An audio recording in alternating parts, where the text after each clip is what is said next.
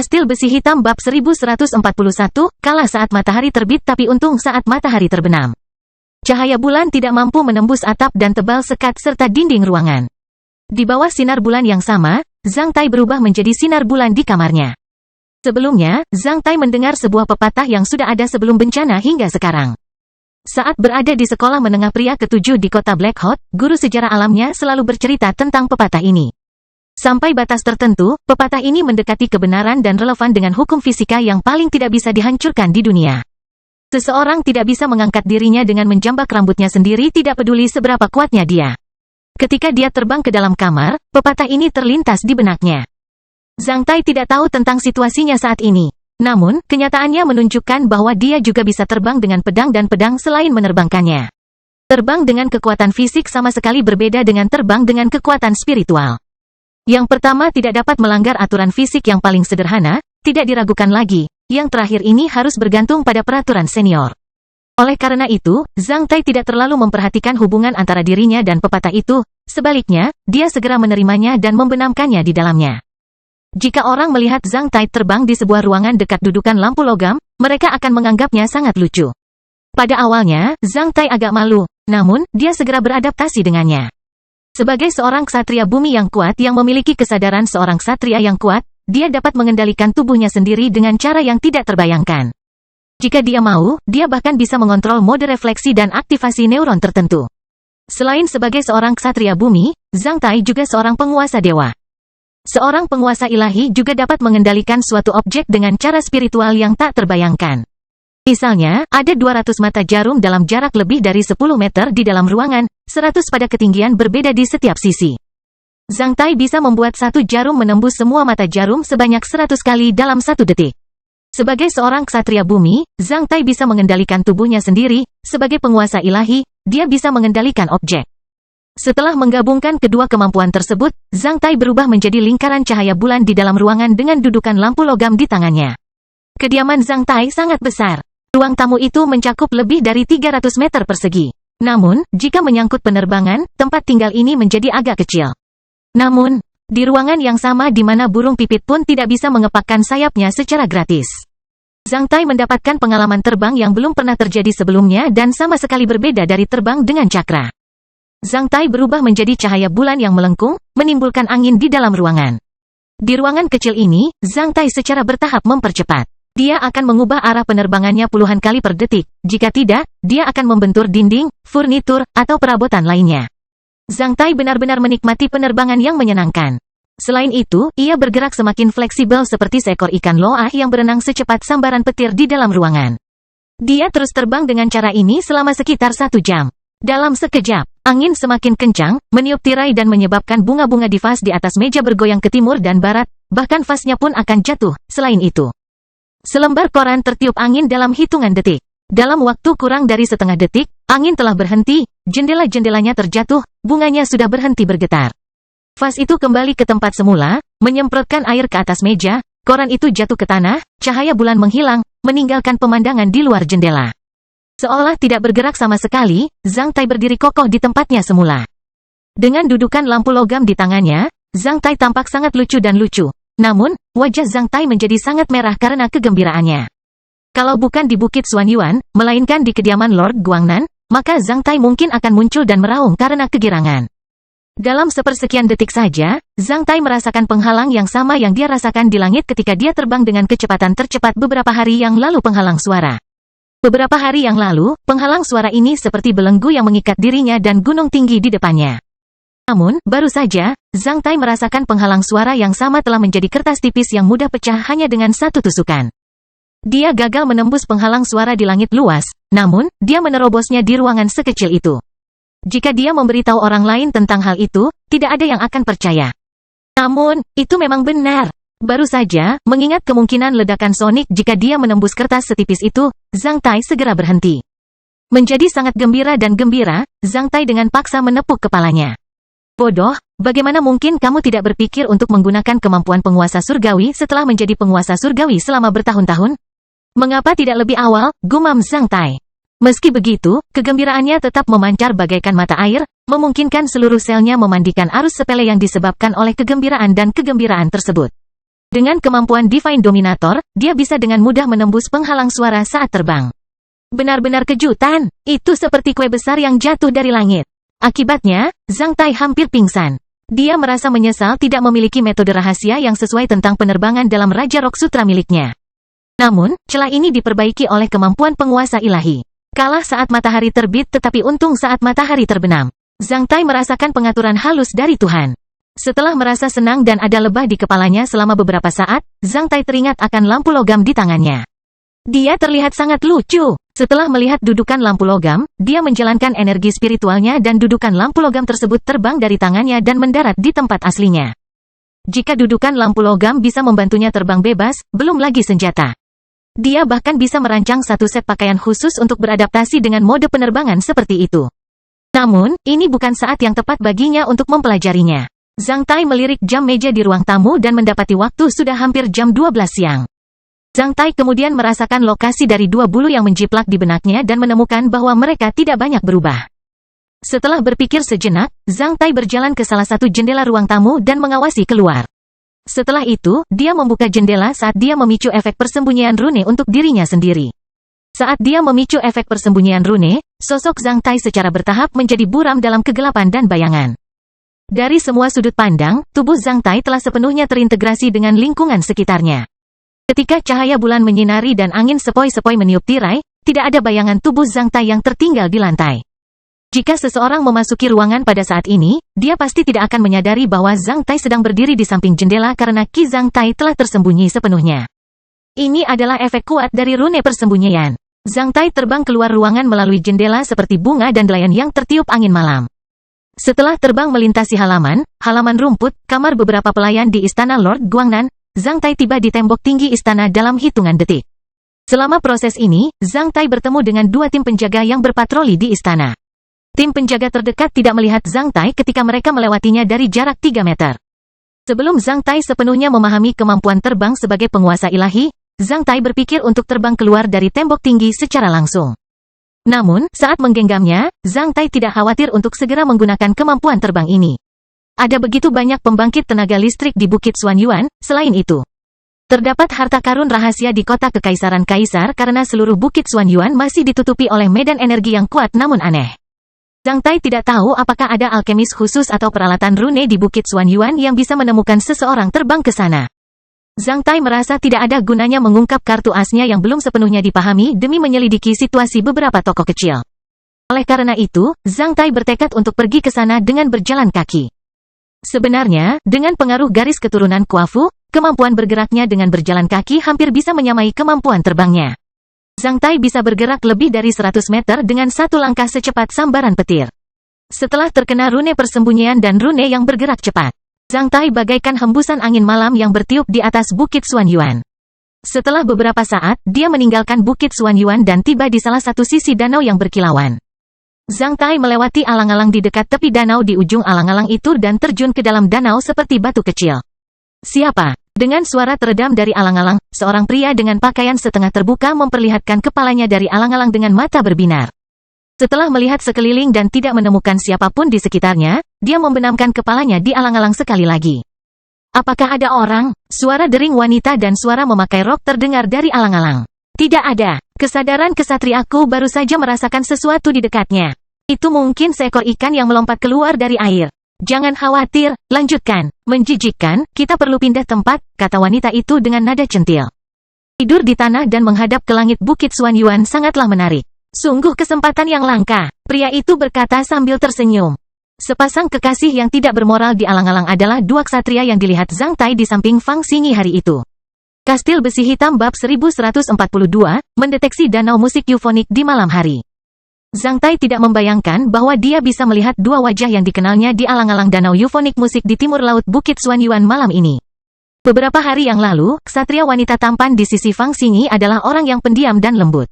Namun, matanya yang besar dan cerah terus menatap ke arah Zhang Tai dan Bai Suxian.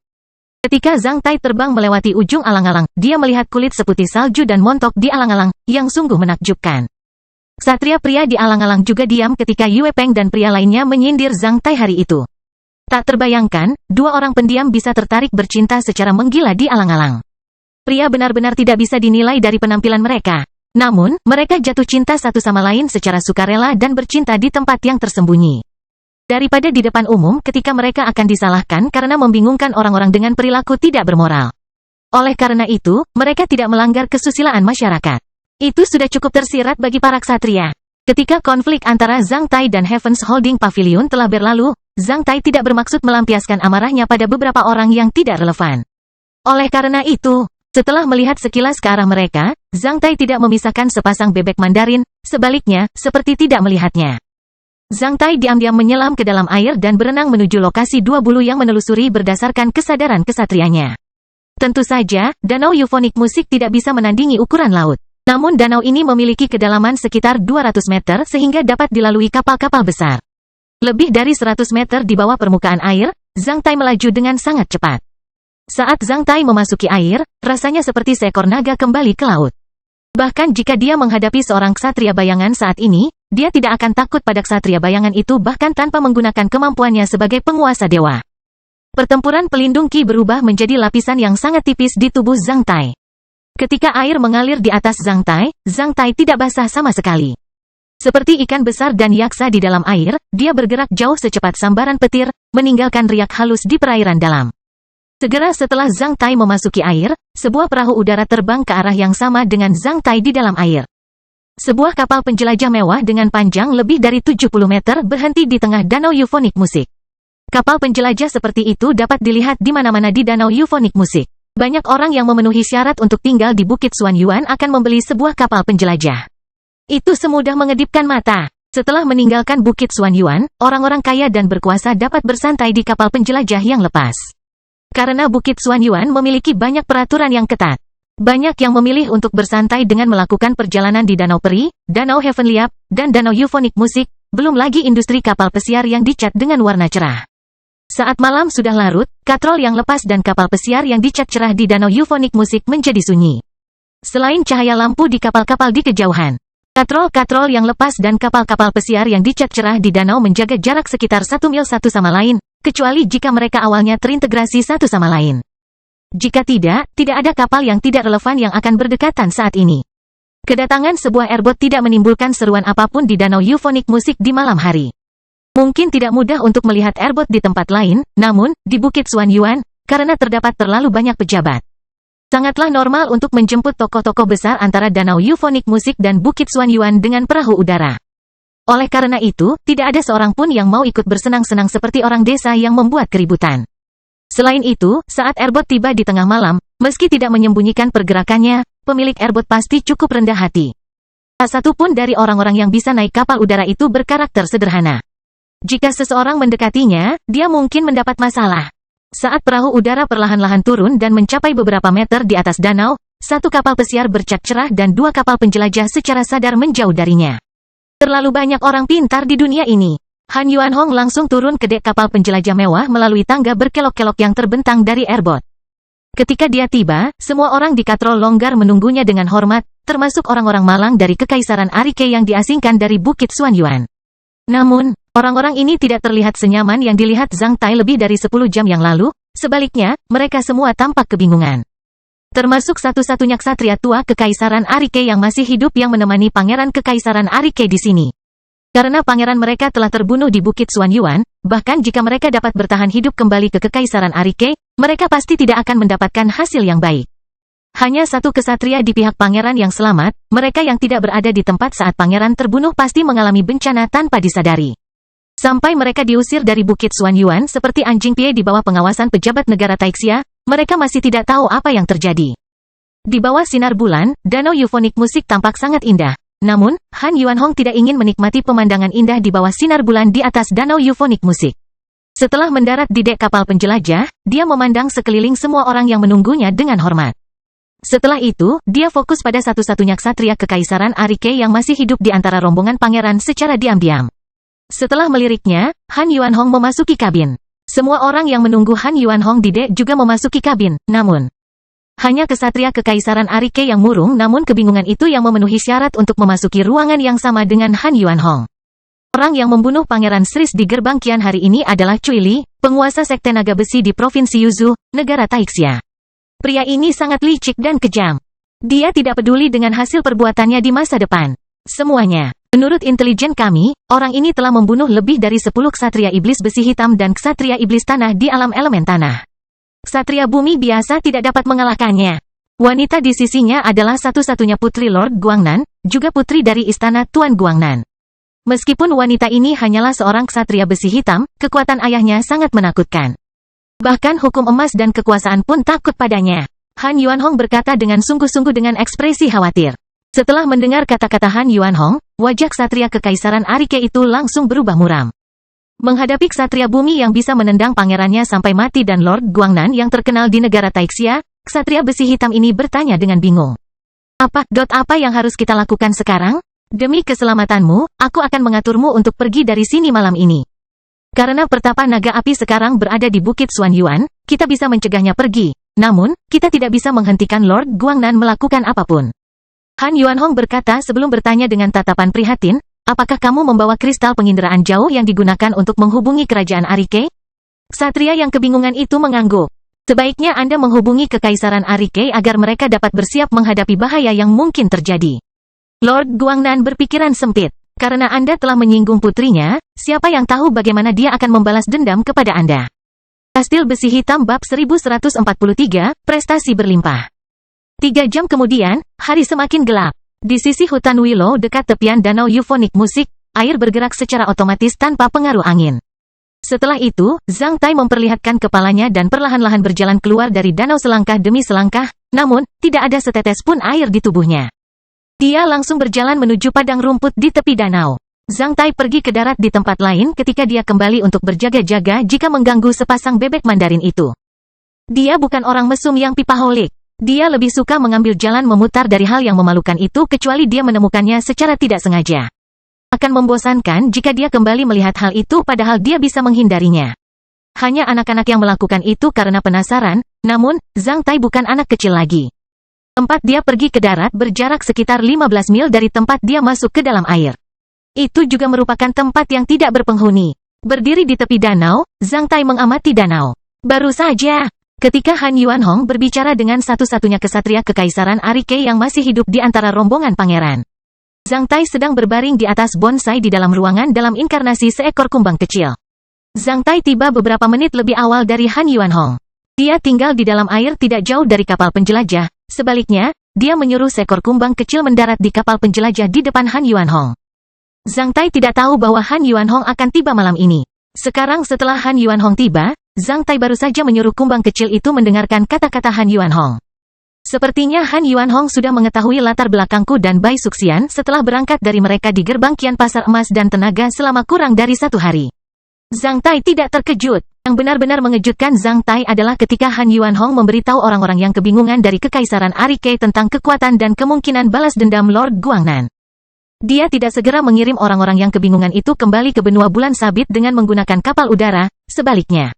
Dia hanya membuat pengaturan yang kedengarannya berguna biarkan orang-orang yang kebingungan itu menyamar sebelum meninggalkan lingkungan danau eufonik musik semalaman. Setelah berpindah ke pesawat keesokan paginya, mereka akan terbang menuju Provinsi Daizu. Setelah itu, mereka akan kembali ke anak benua Crescent dengan menggunakan kapal udara yang diatur oleh Gold and Power Law. Orang-orang yang kebingungan itu sangat menghargai Han Yuanhong. Saat Han Yuanhong pergi, kapal penjelajah mewah itu berbalik dan bergerak menuju dermaga di kejauhan. Pada saat itu, Zhang Tai tidak memikirkan alasannya. Baru setelah Han Yuanhong pergi, dia menyadari bahwa orang-orang Kekaisaran Arike yang kebingungan itu mungkin tidak akan bisa meninggalkan Bukit Xuanyuan selama sisa hidup mereka.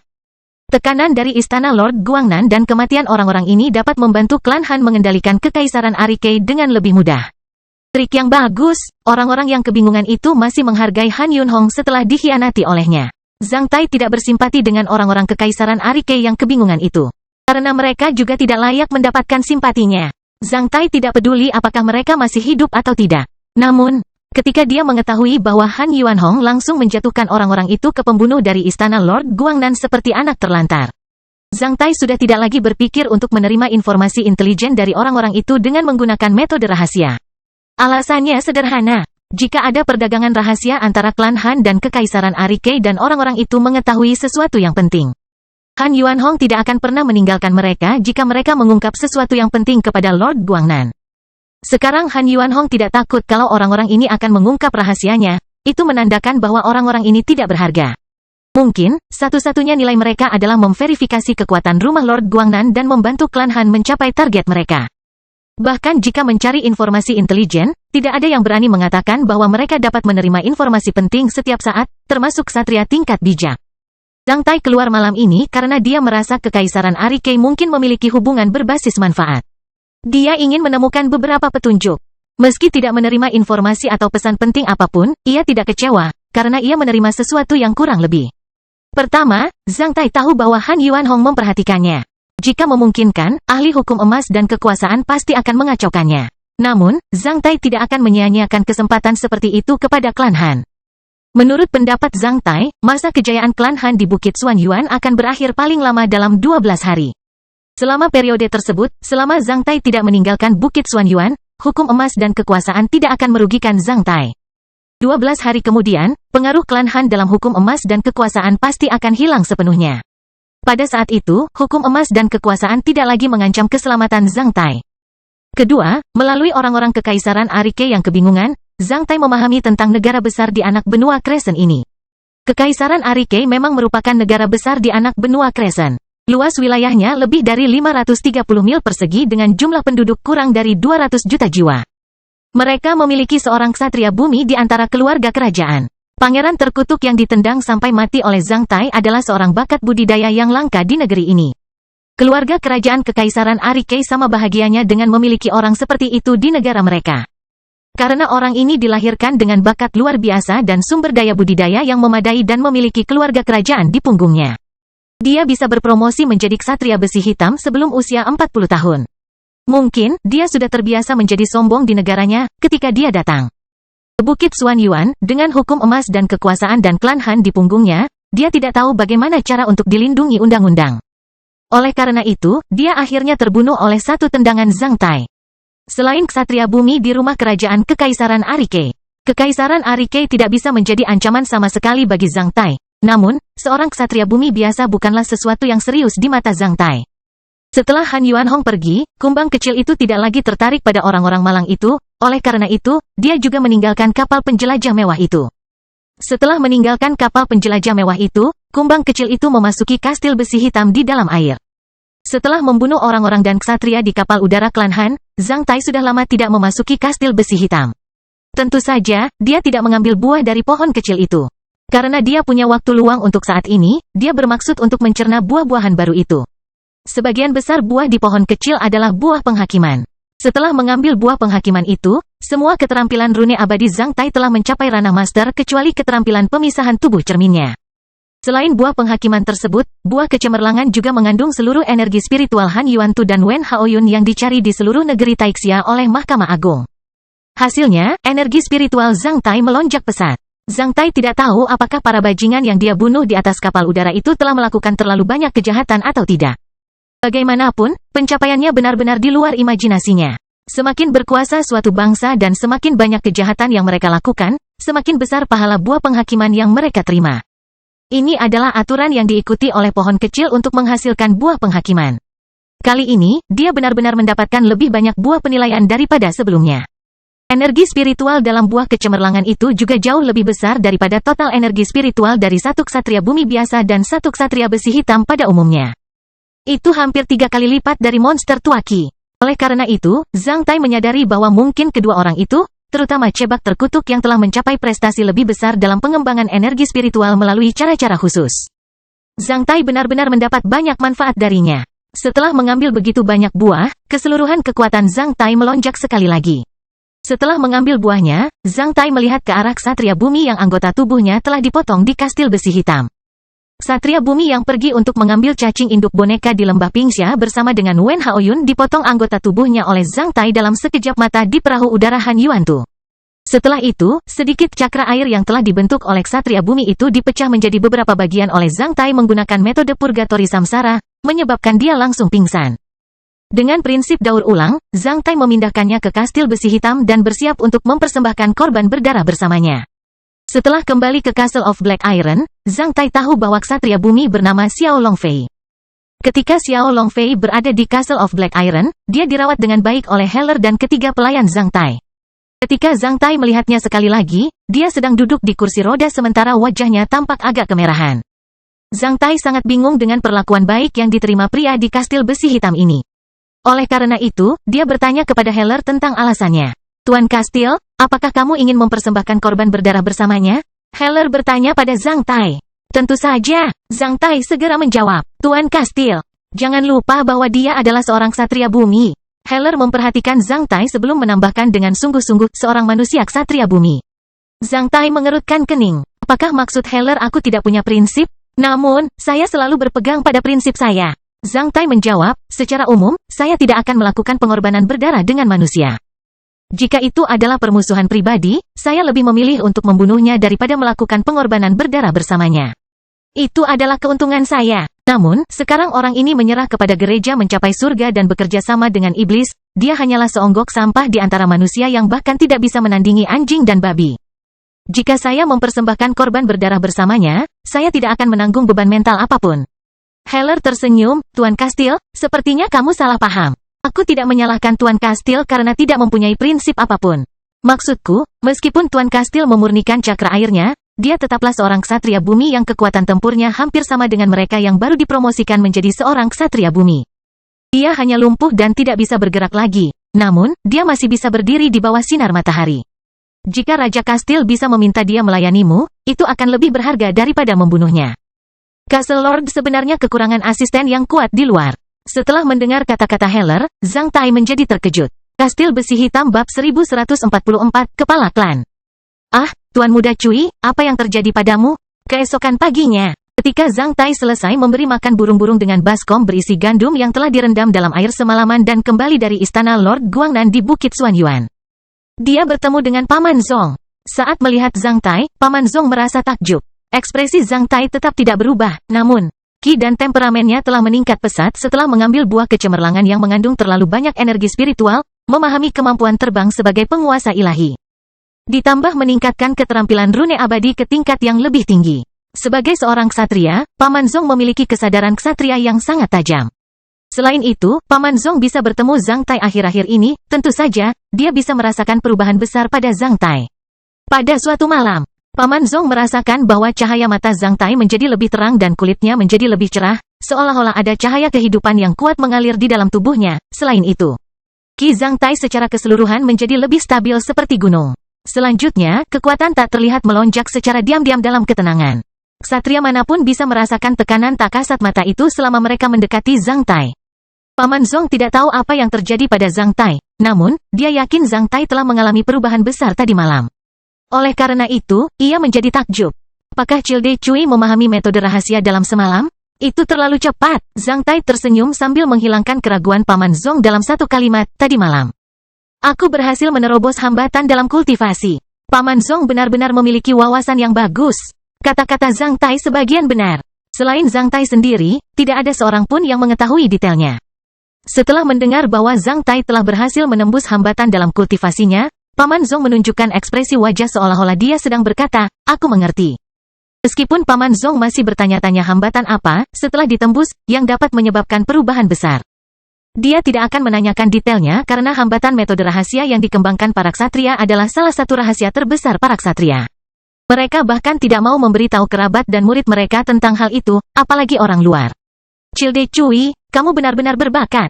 Akhir-akhir ini, Nona memberitahuku bahwa Child Cui telah mencapai situasi tertinggi yang dapat memadukan cuaca dengan posisi kepalan tanganmu.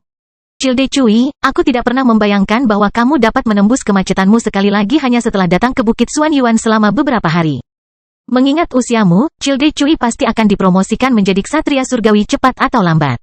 Aku benar-benar merasa bahagia untukmu, selamat. Paman Zong memuji Zhang Tai dengan tulus. Oh, aku terlalu beruntung, aku terlalu beruntung. Zhang Tai berkata dengan rendah hati sambil menyentuh kepalanya yang botak.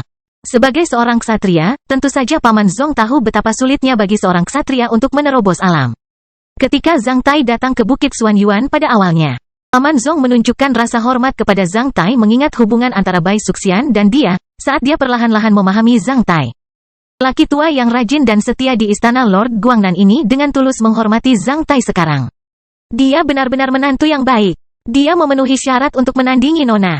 Pantas saja Nona bisa bersikap begitu jinak di hadapannya. Dia bisa berpromosi menjadi seorang ksatria bumi di usia yang begitu muda, menangkan perahu udara dari Feng Yexiao, salah satu tetua tertinggi dari sekte fantasi Taiyi, dan dapatkan hadiah berupa tanah hadiah di alam elemen tanah. Dikatakan bahwa dia bahkan lebih muda dari Nona. Mengingat penampilannya saat ini, dia ditakdirkan untuk berpromosi menjadi seorang ksatria bayangan dalam waktu dekat. Masuk akal baginya untuk berpromosi menjadi ksatria surgawi cepat atau lambat. Berapa banyak ksatria surgawi yang ada di negara Taixia? Seorang ksatria surgawi bisa menjaga keamanan klan besar teratas di negara Taixia. Childe Cui harus memiliki potensi yang tidak terbatas. Nona benar-benar memiliki wawasan yang bagus. Tuan muda Cui, aku sudah meminta orang-orang mengetahui apa yang ingin kamu ketahui kemarin, kata Paman Zong sambil mengeluarkan sebuah kartu dan memberikannya kepada Zhang Tai. Ini alamat pavilion pertanian abadi. Setelah mengambil kartu halus itu, Zhang Tai meliriknya sebelum berkata, itu juga ada di pasar emas dan tenaga. Pasar emas dan tenaga listrik adalah salah satu tempat tinggal paling makmur di Bukit Xuanyuan. Banyak perusahaan berkumpul di sini, termasuk pavilion pertanian abadi. Persyaratan Childe Cui hanya dapat dipenuhi oleh pavilion pertanian abadi selain bank benih dari Departemen Pertanian. Jika kita berada di dalamnya di perbatasan selatan negara Taixia, Lord Guangnan bisa meminta orang-orang mengumpulkan semua benih untuk Anda. Namun, jumlah tanaman di perbatasan selatan negara Taixia terbatas dan tidak dapat memenuhi persyaratan Childe Cui. Selain itu, bank benih di negara Taixia Departemen Pertanian tidak terbuka untuk umum. Sebaliknya, akan lebih mudah bagi kita untuk mendapatkan benih yang cukup dari pavilion pertanian abadi selama kita mampu membelinya. Apa latar belakang pavilion pertanian abadi? Yang diandalkan oleh pavilion pertanian abadi adalah klan Jiang dari Istana Pengobatan Herbal di negara Taixia. Istana Pengobatan Herbal adalah klan teratas di negara Taixia, dan juga merupakan klan utama yang terdiri dari orang-orang bermarga Jiang di seluruh negara Taixia. Banyak murid klan Jiang yang telah terbangun garis keturunan leluhur klan pertanian abadi. Mereka dilahirkan untuk memiliki ketertarikan dengan tanaman. Klan Jiang juga melakukan berbagai bisnis tentang tanaman. 20% dari total obat-obatan di pabrik farmasi besar, toko obat, dan serikat apoteker Taixia berasal dari klan Jiang. Hampir sepertiga benih di 6 gudang kota kelas A di seluruh negara Taixia berasal dari klan Jiang di Istana Pengobatan Herbal. Setelah mendengar kata-kata Paman Zong, Zhang Tai menarik napas dalam-dalam. 20% dari total obat-obatan di pabrik farmasi besar, toko obat, dan serikat apoteker Taixia berasal dari klan Jiang.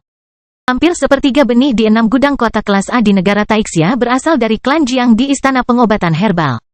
Bisnis yang luar biasa. Mungkin biasa saja di negara kecil atau di anak benua, namun, di negara Taixia terdapat begitu banyak kota kelas A, permintaan apapun akan sangat besar. Jika sebuah klan dapat memperoleh persentase sebesar itu di pasar yang begitu besar, maka klan tersebut pasti memiliki kekuatan yang besar. Yang disebut kepala klan mengacu pada klan teratas dari sebuah nama keluarga. Misalnya, klan Jiang dari Istana Pengobatan Herbal adalah kepala klan yang diterima secara luas oleh orang-orang yang bermarga Jiang. Hal ini menunjukkan bahwa semua klan bermarga Jiang di seluruh negara Taixia akan mengikuti perintah klan Jiang dari Istana Pengobatan Herbal, yaitu klan Jiang dari Istana Pengobatan Herbal adalah perwakilan dari semua orang yang bermarga Jiang di seluruh negara Taixia. Terkadang, apa yang diungkapkan oleh kepala klan yang bermarga Jiang dapat mewakili pendapat semua orang yang bermarga Jiang di seluruh negara Taixia. Jika klan Jiang dari Istana Pengobatan Herbal mengadakan kampanye besar-besaran seperti upacara pengorbanan di kuil, semua tokoh berpengaruh di negara Taixia yang bermarga Jiang akan datang. Klan Jiang dari Istana Pengobatan Herbal dapat menikmati berkah dari semua orang yang bermarga Jiang di seluruh negara Taixia. Kepala klan manapun pasti memiliki posisi dan pengaruh yang besar. Secara teoritis, jumlah kepala klan di negara Taixia harus sama dengan jumlah nama keluarga. Sebenarnya, tidak semua nama keluarga di negara Taixia bisa memiliki kepala klan. Seorang kepala klan harus memenuhi 3 syarat berikut. Pertama, seseorang dalam klan ini harus membangkitkan garis keturunan leluhur tingkat surgawi yang paling kuat dan khas. Bahkan tingkat keabadian, dari leluhur mereka sendiri dan dapat memunculkan kembali kejayaan leluhur mereka. Selain itu, garis keturunan ini dapat diwariskan dari generasi ke generasi dalam klan yang sama. Kedua, klan ini harus memiliki pengaruh dan kekuasaan yang luar biasa di antara semua klan lain dengan nama keluarga yang sama. Jika seseorang yang kesepian atau seseorang dalam keluarga kecil membangkitkan garis keturunan leluhur yang paling kuat dan khas, tentu saja klan mereka tidak bisa menjadi kepala klan. Ketiga, klan harus memenangkan identifikasi klan-klan besar dan tokoh-tokoh berpengaruh yang memiliki nama keluarga yang sama dengan mereka. Hanya setelah memenuhi ketiga syarat di atas barulah suatu marga dapat menjadi kepala marga. Dibutuhkan upaya keras klan selama puluhan tahun untuk menjadi kepala klan. Kondisi pertama menjelaskan mengapa banyak klan besar di negara Taixia seperti Istana Huaiyuan sangat menghargai warisan garis keturunan. Karena garis keturunan leluhur merupakan inti kekompakan dan pengaruh suatu marga serta tangga yang melaluinya suatu marga dapat mencapai kedudukan yang lebih tinggi. Klan Jiang dari Istana Pengobatan Herbal adalah kepala klan dari orang-orang yang bermarga Jiang di seluruh negara Taixia. Namun, tidak ada kepala klan untuk orang-orang yang bermarga Zhang di seluruh negara Taixia. Itu tidak berarti bahwa klan Zhang di negara Taixia tidak bisa menandingi klan Jiang dalam hal pengaruh dan posisi. Sebagai nama keluarga besar di negara Taixia, jumlah orang yang bermarga Zhang pasti melebihi jumlah orang yang bermarga Jiang di seluruh negara Taixia. Sebenarnya, klan Zhang memiliki populasi terbesar di negara Taixia. Klan Zhang teratas juga menyumbang persentase lebih besar dibandingkan klan lain di antara klan teratas di negara Taixia, seperti Istana Tianlu, Istana Guanyin, dan Istana Bairen. Klan Zhang manapun bisa menandingi klan Jiang dari Istana Pengobatan Herbal.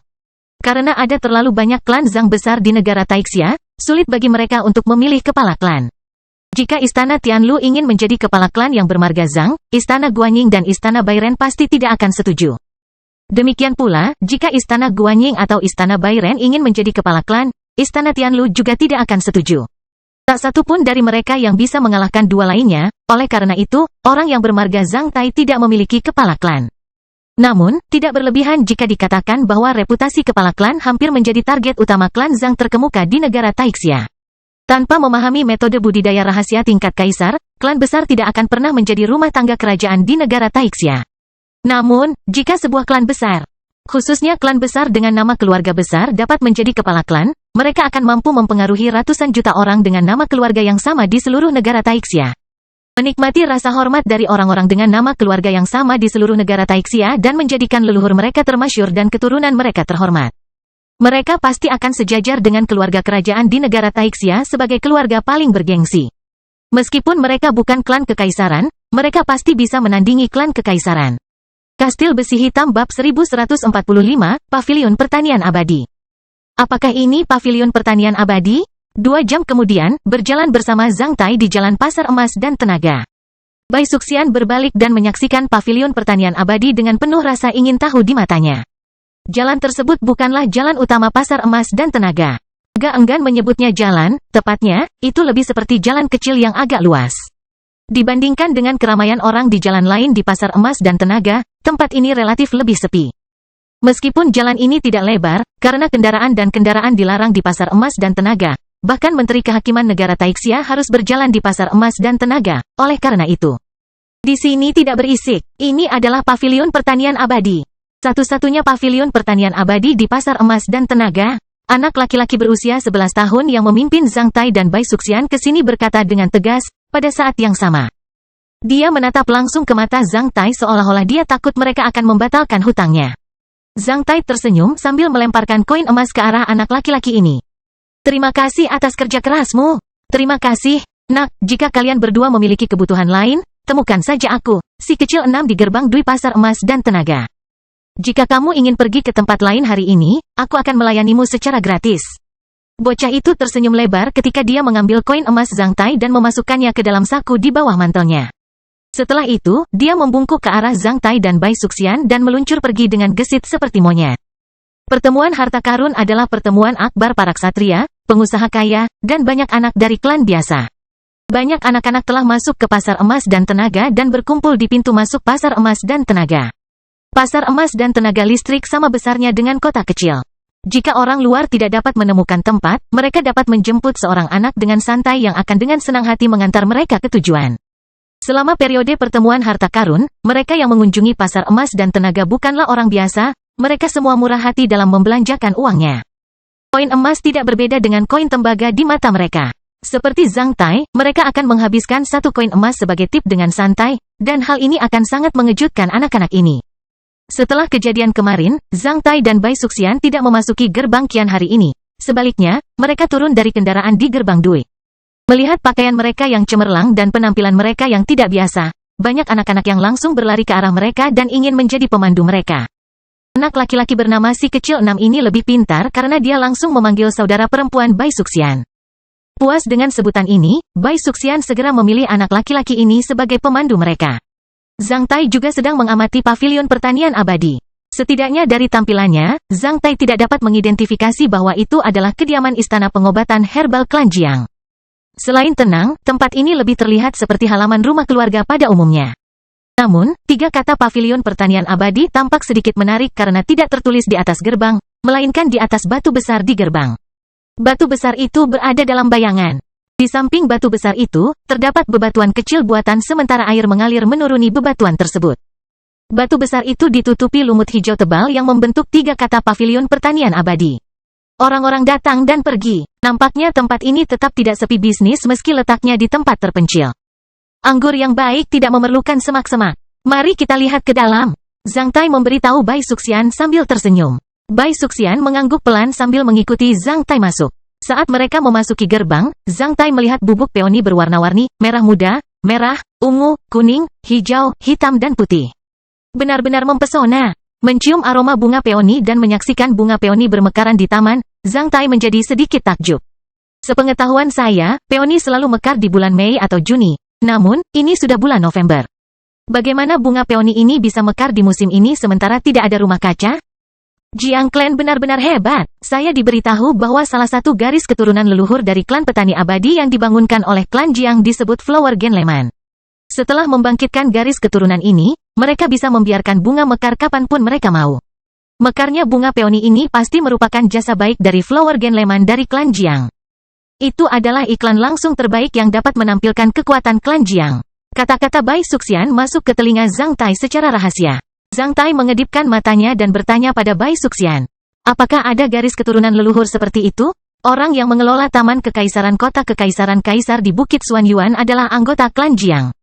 Ketika anggota Istana Pengobatan Herbal klan Jiang mengelola Taman Kekaisaran, setiap kali Kaisar Xuanyuan mengunjungi taman itu, klan Jiang akan mengizinkan berbagai bunga di Taman Kekaisaran mekar secara berurutan. Bahkan Kaisar Xuanyuan memuji keindahan mekarnya bunga di Taman Kekaisaran. Tahukah kamu itu? Zhang Tai memang tidak mengetahui hal itu.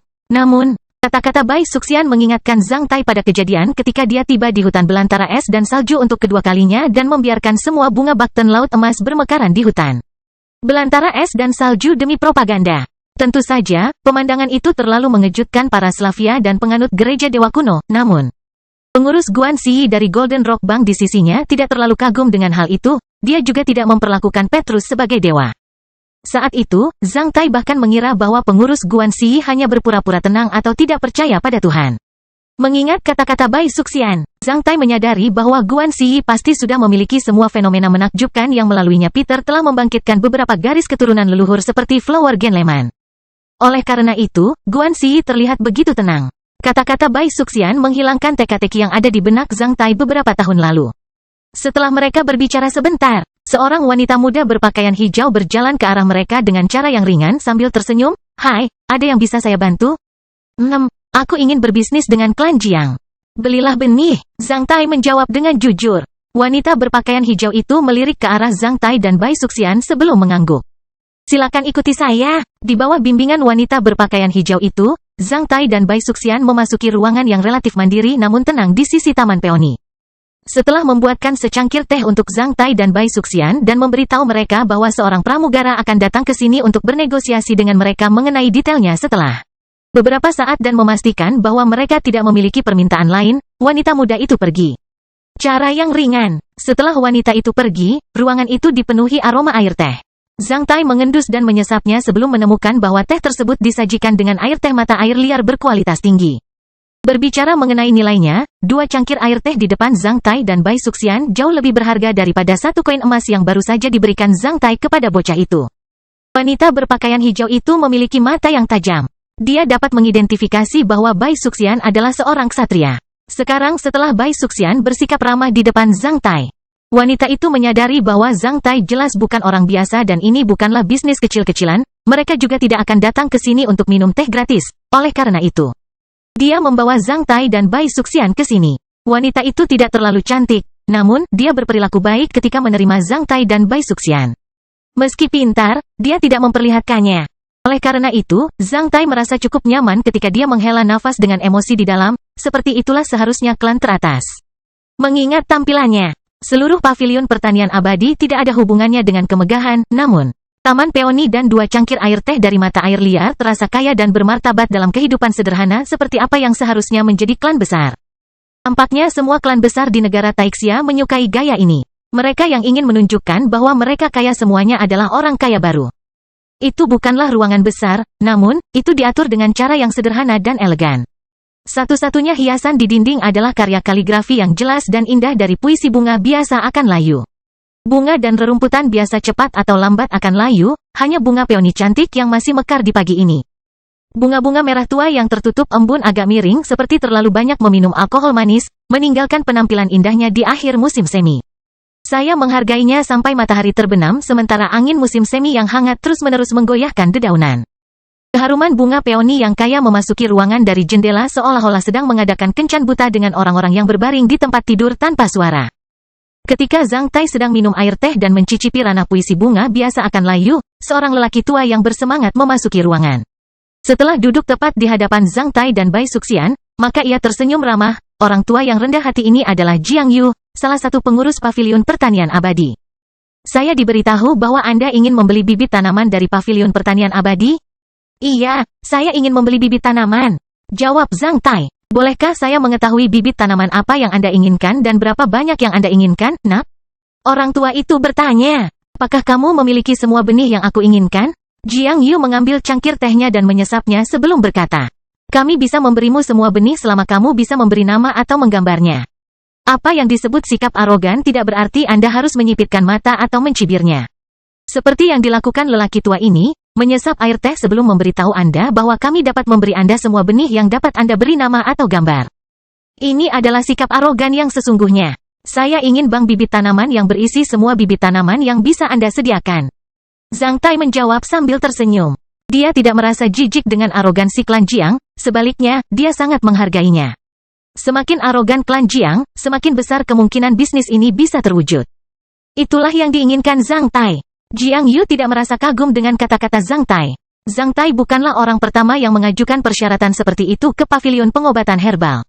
Karena semakin banyak klan besar di negara Taixia yang ingin menyimpan benih dalam 1 tahun terakhir, bisnis klan Jiang berkembang lebih baik. Secara keseluruhan, ini mungkin bukan pertanda baik. Namun, itu hanyalah sebuah bisnis. Sekarang setelah pelanggan datang, tidak masuk akal bagi mereka untuk menolak pelanggan. Siapa yang bisa memprediksi apa yang akan terjadi di masa depan? Apakah kamu ingin semua bibit tanaman kecuali bibit biji-bijian? Ya, semuanya. Setelah mendengar kata-kata Zhang Tai, Jiang Yu menjadi sedikit bersemangat ketika dia menegakkan tubuhnya sedikit lagi dan berkata, Klan Jiang bisa memberimu 513.697 bibit tanaman, 125.471 diantaranya berasal dari alam elemen tanah. 39.817 diantaranya adalah tanaman air. Benih dari air tawar dan air asin. Benih tanaman ini mencakup semua kategori tanaman yang telah ditemukan manusia hingga saat ini. Hanya 192 benih tanaman khusus yang lebih sedikit dari Bank Benih Kementerian Keuangan Negara Taixia. Kastil Besi Hitam Bab 1146 Bisnis. Setelah tinggal di paviliun pertanian abadi selama kurang dari setengah jam, Zhang Tai telah menyelesaikan kesepakatan ini. Setelah membayar setengah dari total pengeluaran sebagai uang muka dan menandatangani kontrak dengan Immortal Farming Pavilion, Zhang Tai dan Bai Suxian pergi. Nilai kontrak bank benih ini adalah 3,1 juta koin emas, termasuk ongkos angkut. Setelah sebulan, Istana Pengobatan Herbal akan mengangkut bibit tanaman ini ke kota Sekte Naga Besi Suantian. Benih tanaman ini tidak termasuk lebih dari 90 benih yang sangat langka seperti benih teratai api yang menyala-nyala, benih Ganoderma mengkilap emas, dan benih rumput pencerna naga serta benih yang bermutasi. Setelah menyelesaikan tugas ini, Zhang Tai menghela nafas dalam hati. Sebelumnya, Zhang Tai terus-menerus memindahkan bibit tanaman ke Castle of Black Iron.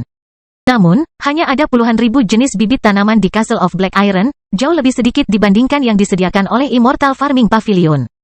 Benih-benih tanaman yang disediakan oleh Pavilion Pertanian Abadi bahkan mencakup benih-benih yang berasal dari benua lain, anak benua, dan alam elemen bumi, selain yang ada di negara Taixia. Tentu saja, bibit tanaman ini akan dipindahkan ke Castle of Black Iron. Saat berada di Bukit Xuanyuan, Zhang Tai bersiap untuk melengkapi benih tanaman di Kastil Besi Hitam agar sumber daya hayati di Kastil Besi Hitam melimpah. Zhang Tai sudah punya rencana. Dia akan mengisi Castle of Black Iron dengan sumber daya tanaman yang paling mendasar pada awalnya. Setelah itu, dia secara bertahap akan mengisi sumber daya hewani ke dalam Kastil Besi Hitam sesuai dengan urutan rantai makanan. Saat dia bebas, dia akan memperluas luas daratan di kastil besi hitam hingga ratusan kali lipat, bahkan ribuan kali lipat. Setelah serangkaian operasi seperti itu, ekosfer di Castle of Black Iron akan sepenuhnya konsisten dengan lingkungan luar. Ekosfer seperti itu akan lebih kuat dan cocok untuk tempat tinggal manusia. Dalam perang suci ini, bahkan sekte besar seperti sekte fantasi Taiyi yang memiliki ksatria tingkat bijak yang kuat telah melakukan persiapan terburuk. Setelah mengetahui informasi ini, meskipun Zhang Tai yakin dengan manusia, dia merasa tidak bisa menandingi kekuatan sekte fantasi Taiyi. Oleh karena itu, dia perlu meninggalkan ruang untuk bermanuver. Zhang Tai menggunakan bibit tanaman ini untuk mengatur ruangannya untuk bermanuver. Karena banyak klan dan sekte besar yang memperluas bank benih tanaman mereka. Bukanlah hal yang istimewa bagi Zhang Tai untuk memperluas bank benihnya sebagai pemilik wilayah karunia naga api dan penguasa sekte naga besi. Pavilion pertanian abadi sangat pandai menghasilkan uang. Lebih dari 3 juta koin emas hanya mampu membeli lebih dari 500.000 jenis benih tanaman. Rata-rata 6 koin emas untuk satu jenis benih tanaman. Jika saya menjemput seseorang dengan santai di luar pavilion pertanian abadi dan membayarnya 10 koin emas, setidaknya dia bisa memberi saya ratusan bibit tanaman di dekat Bukit Xuanyuan. Di perbatasan selatan negara Taixia, banyak bibit tanaman yang hampir gratis. Dengan 1 koin emas, Anda dapat meminta orang mengumpulkan ratusan benih tanaman untuk Anda. Bahkan Bai Suxian yang tidak peduli dengan uang juga tahu bahwa Zhang Tai telah menghabiskan terlalu banyak uang untuk membeli benih. Sejujurnya, bibit tanaman ini tidak begitu berharga. Meskipun lebih dari 3 juta koin emas bukanlah apa-apa bagi Zhang Tai, itu adalah kekayaan yang sangat besar bagi rakyat jelata. Di negara Taixia, jika sebuah keluarga biasa dapat menyimpan ribuan koin emas di bank, maka keluarga tersebut sudah termasuk dalam keluarga kaya, belum lagi lebih dari 3 juta koin emas. Bahkan rakyat jelata pun bisa mengumpulkan bibit tanaman tersebut. Zhang Tai menggelengkan kepalanya sambil tersenyum, kamu tidak dapat melakukan penghitungan dengan cara ini. Jika benih ini dijual satu persatu, nilainya bahkan tidak 100.000 koin emas, namun, setelah mengumpulkan semuanya, nilainya meroket. Lebih dari 3 juta koin emas bukanlah nilai dari benih tersebut, tetapi nilai kemampuan klan Jiang dari istana pengobatan herbal yang terintegrasi dengan sumber daya benih tanaman tersebut. Selain klan Jiang, setiap individu atau klan mungkin harus menghabiskan lebih dari 3 juta koin emas dan waktu yang lebih lama untuk mendapatkan bank benih yang lengkap dari benua, anak benua, ruang bawah tanah, bahkan alam elemen bumi. Jiang Clan telah menyadari nilai dari kemampuan integrasi mereka, oleh karena itu, mereka memberi harga yang sangat tinggi pada bank benih lengkap. Apakah kamu marah tentang itu? Bai Suxian bertanya pada Zhang Tai ketika mereka keluar dari pavilion pertanian abadi dan memasuki jalan lebar. Tidak ada yang perlu dimarahi. Saya hanya mengagumi kemampuan integrasi mereka. Mereka pantas mendapatkan harga itu. Zhang Tai menjawab dengan lugas, sementara itu, dia memberi isyarat tangan dan berkata, ada 2 bisnis yang paling menguntungkan di dunia. Pertama, monopoli. Karena Anda satu-satunya penjual, Anda bisa mendapat untung terus-menerus. Tidak ada orang lain yang bisa meniru Anda. Kedua, ambil contoh klan Jiang, mereka berintegrasi dengan banyak sumber daya umum untuk dijual. Bisnis pertama bergantung pada kualifikasi monopoli atas barang atau hak eksklusif, urusan yang kedua tergantung pada wawasan dan kemampuan berintegrasi. Benih-benih ini ada di sana. Semua orang bisa melakukan bisnis seperti itu. Namun, hanya klan Jiang di seluruh dunia yang dapat mengintegrasikan lebih dari 500.000 jenis benih tanaman. Oleh karena itu, mereka pantas mendapatkan harga itu. Setelah mendengarkanmu, bahkan aku mulai mengagumi klan Jiang dari istana pengobatan herbal. Namun, bagaimana Anda memahami bisnis dengan baik? Bai Suxian bertanya pada Zhang Tai sambil meraih lengan Zhang Tai. Zhang Tai mengedipkan matanya. Apakah kamu lupa tentang pekerjaanku ketika aku masih muda?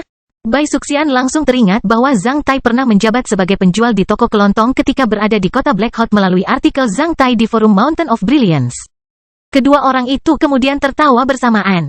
Kemana kita akan pergi? Apakah ada tempat yang menjual metode rahasia di pasar emas dan tenaga?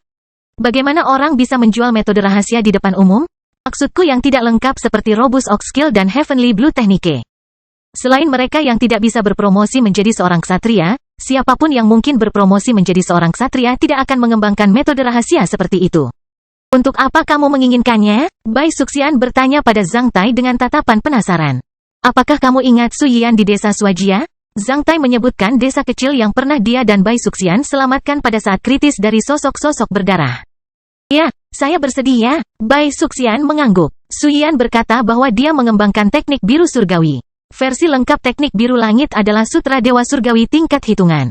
Bahkan berisi keterampilan sabre Dewa Surgawi yang lengkap. Meskipun terbatas pada tingkat budidaya, Suyan tidak dapat memainkan efek penuh dari keterampilan saber dewa surgawi. Namun, skill pertarungan level hitungannya juga cukup kuat. Saya berpikir bahwa sekarang ada keterampilan bertarung yang sesuai yang melekat pada teknik biru langit. Seharusnya ada juga keterampilan rahasia lengkap yang melekat pada metode rahasia lainnya. Metode rahasia yang berisi keterampilan bertarung yang sesuai setidaknya ada pada level hitungan. Bahkan metode rahasia tingkat Baron dan tingkat Viscount tidak cocok dengan keterampilan bertarung yang sesuai. Namun, jika penggarap keterampilan bertarung ini tidak berpromosi menjadi seorang ksatria, mereka bahkan tidak dapat mengerahkan 1/10 dari kekuatan maksimal keterampilan bertarung ini karena mereka tidak dapat mengoordinasikan keterampilan bertarung ini dengan titik lonjakan dan kemampuan yang sesuai. Cakra mereka dari metode rahasia yang sesuai. Apakah kamu benar-benar ingin mempelajari keterampilan bertarung ini? Batu di gunung lain bisa digunakan untuk memurnikan batu giok. Zhang Tai berubah serius. Setelah pertempuran dengan Nangong Seng, saya mendapat banyak wawasan. Jika saya dapat belajar dari keterampilan bertarung dan metode rahasia lain di level lain, saya mungkin dapat membuat kemajuan lebih lanjut dalam basis kultivasi saya.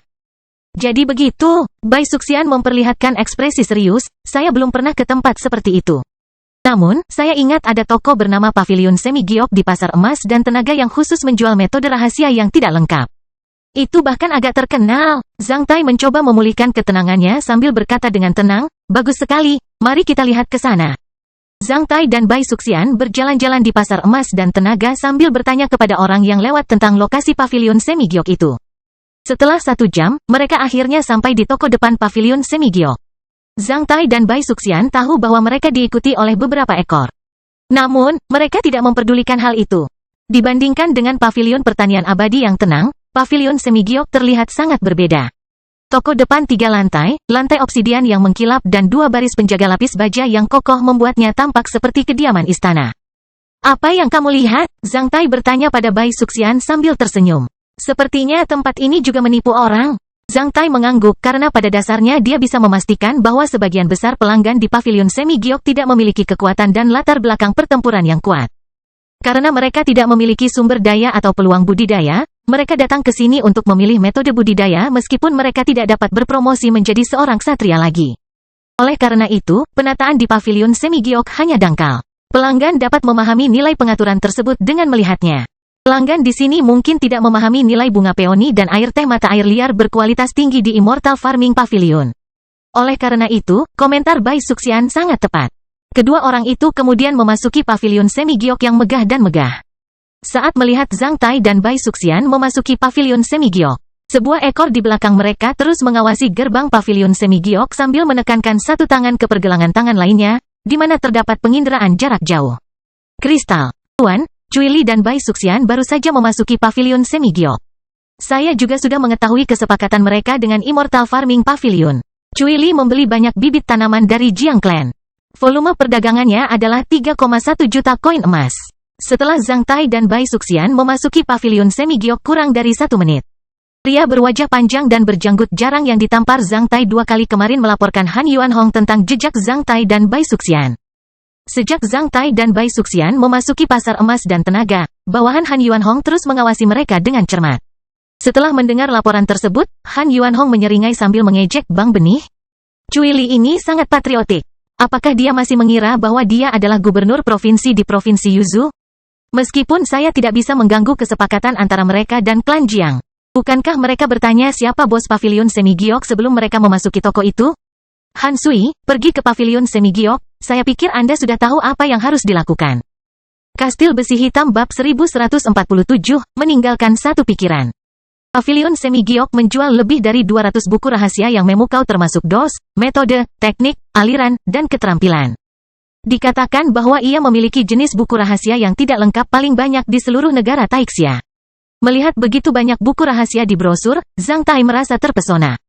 Untungnya, dia belum melihat objek virtual dari buku rahasia tersebut. Dia hanya perlu memilih apa yang diinginkannya dari brosur. Pasar emas dan tenaga listrik yang luar biasa. Zhang Tai menghela nafas dengan penuh emosi ketika dia membaca perkenalannya.